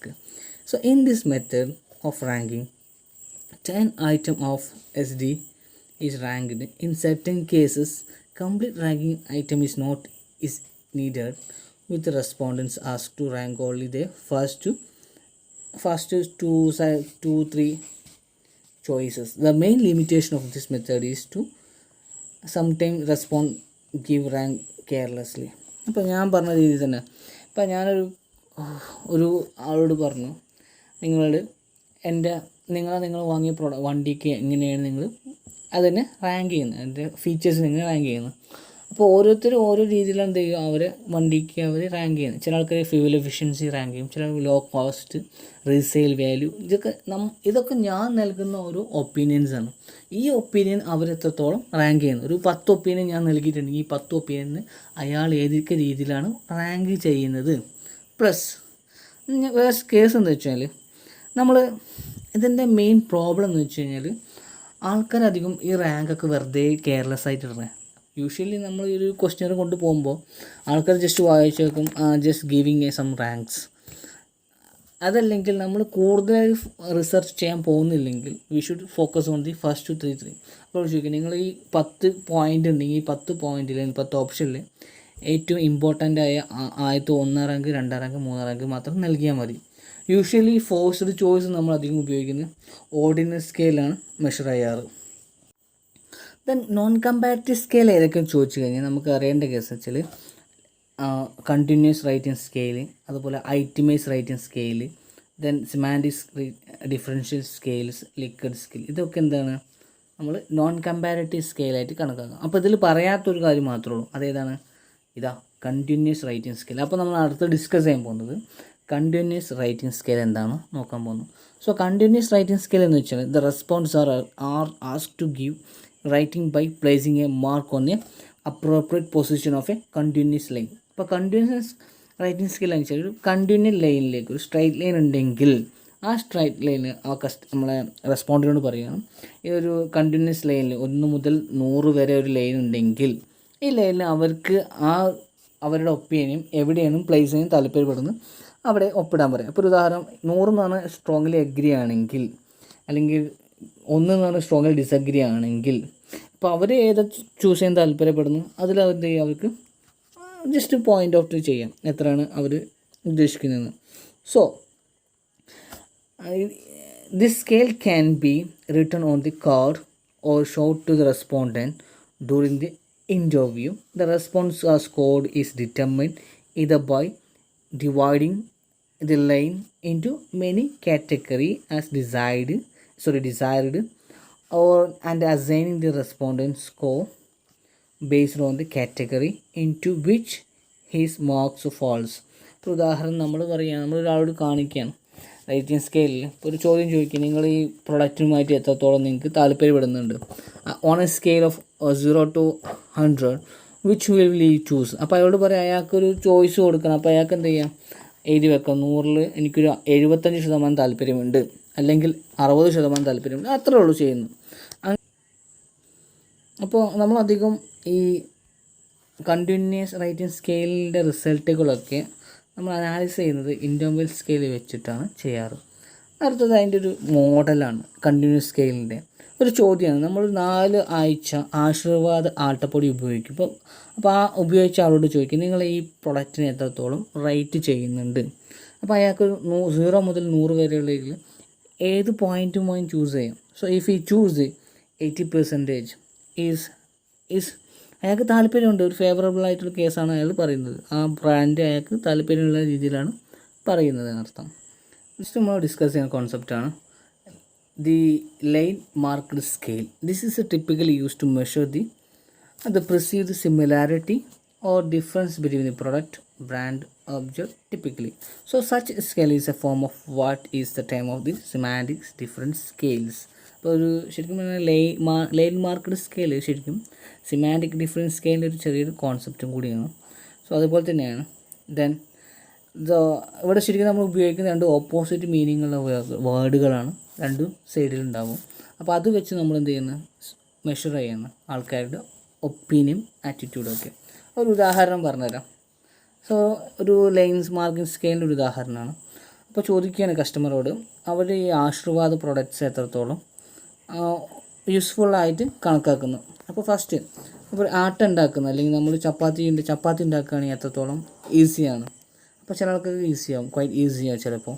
അതുപോലെ തന്നെ നമ്മൾ ഈ ആട്ടപ്പൊടി നമ്മൾ എന്ത് ചെയ്യുന്നു, വേറെ കുറച്ച് പരിപാടി ആട്ട ഇല്ലാതെ വേറെ കാര്യത്തിന് ഉപയോഗിക്കുമ്പോൾ എത്രത്തോളം ഈസി ആയിട്ട് തോന്നുന്നുണ്ട്, അങ്ങനെ നമുക്ക് മെഷർ ചെയ്യാം. അപ്പോൾ നമുക്ക് പല രീതിയിൽ നമുക്ക് എന്ത് ചെയ്യാം, ഈ ലൈൻ മാർക്കിംഗ് സ്കെയിൽ ഉപയോഗിക്കാം. മീൻസ്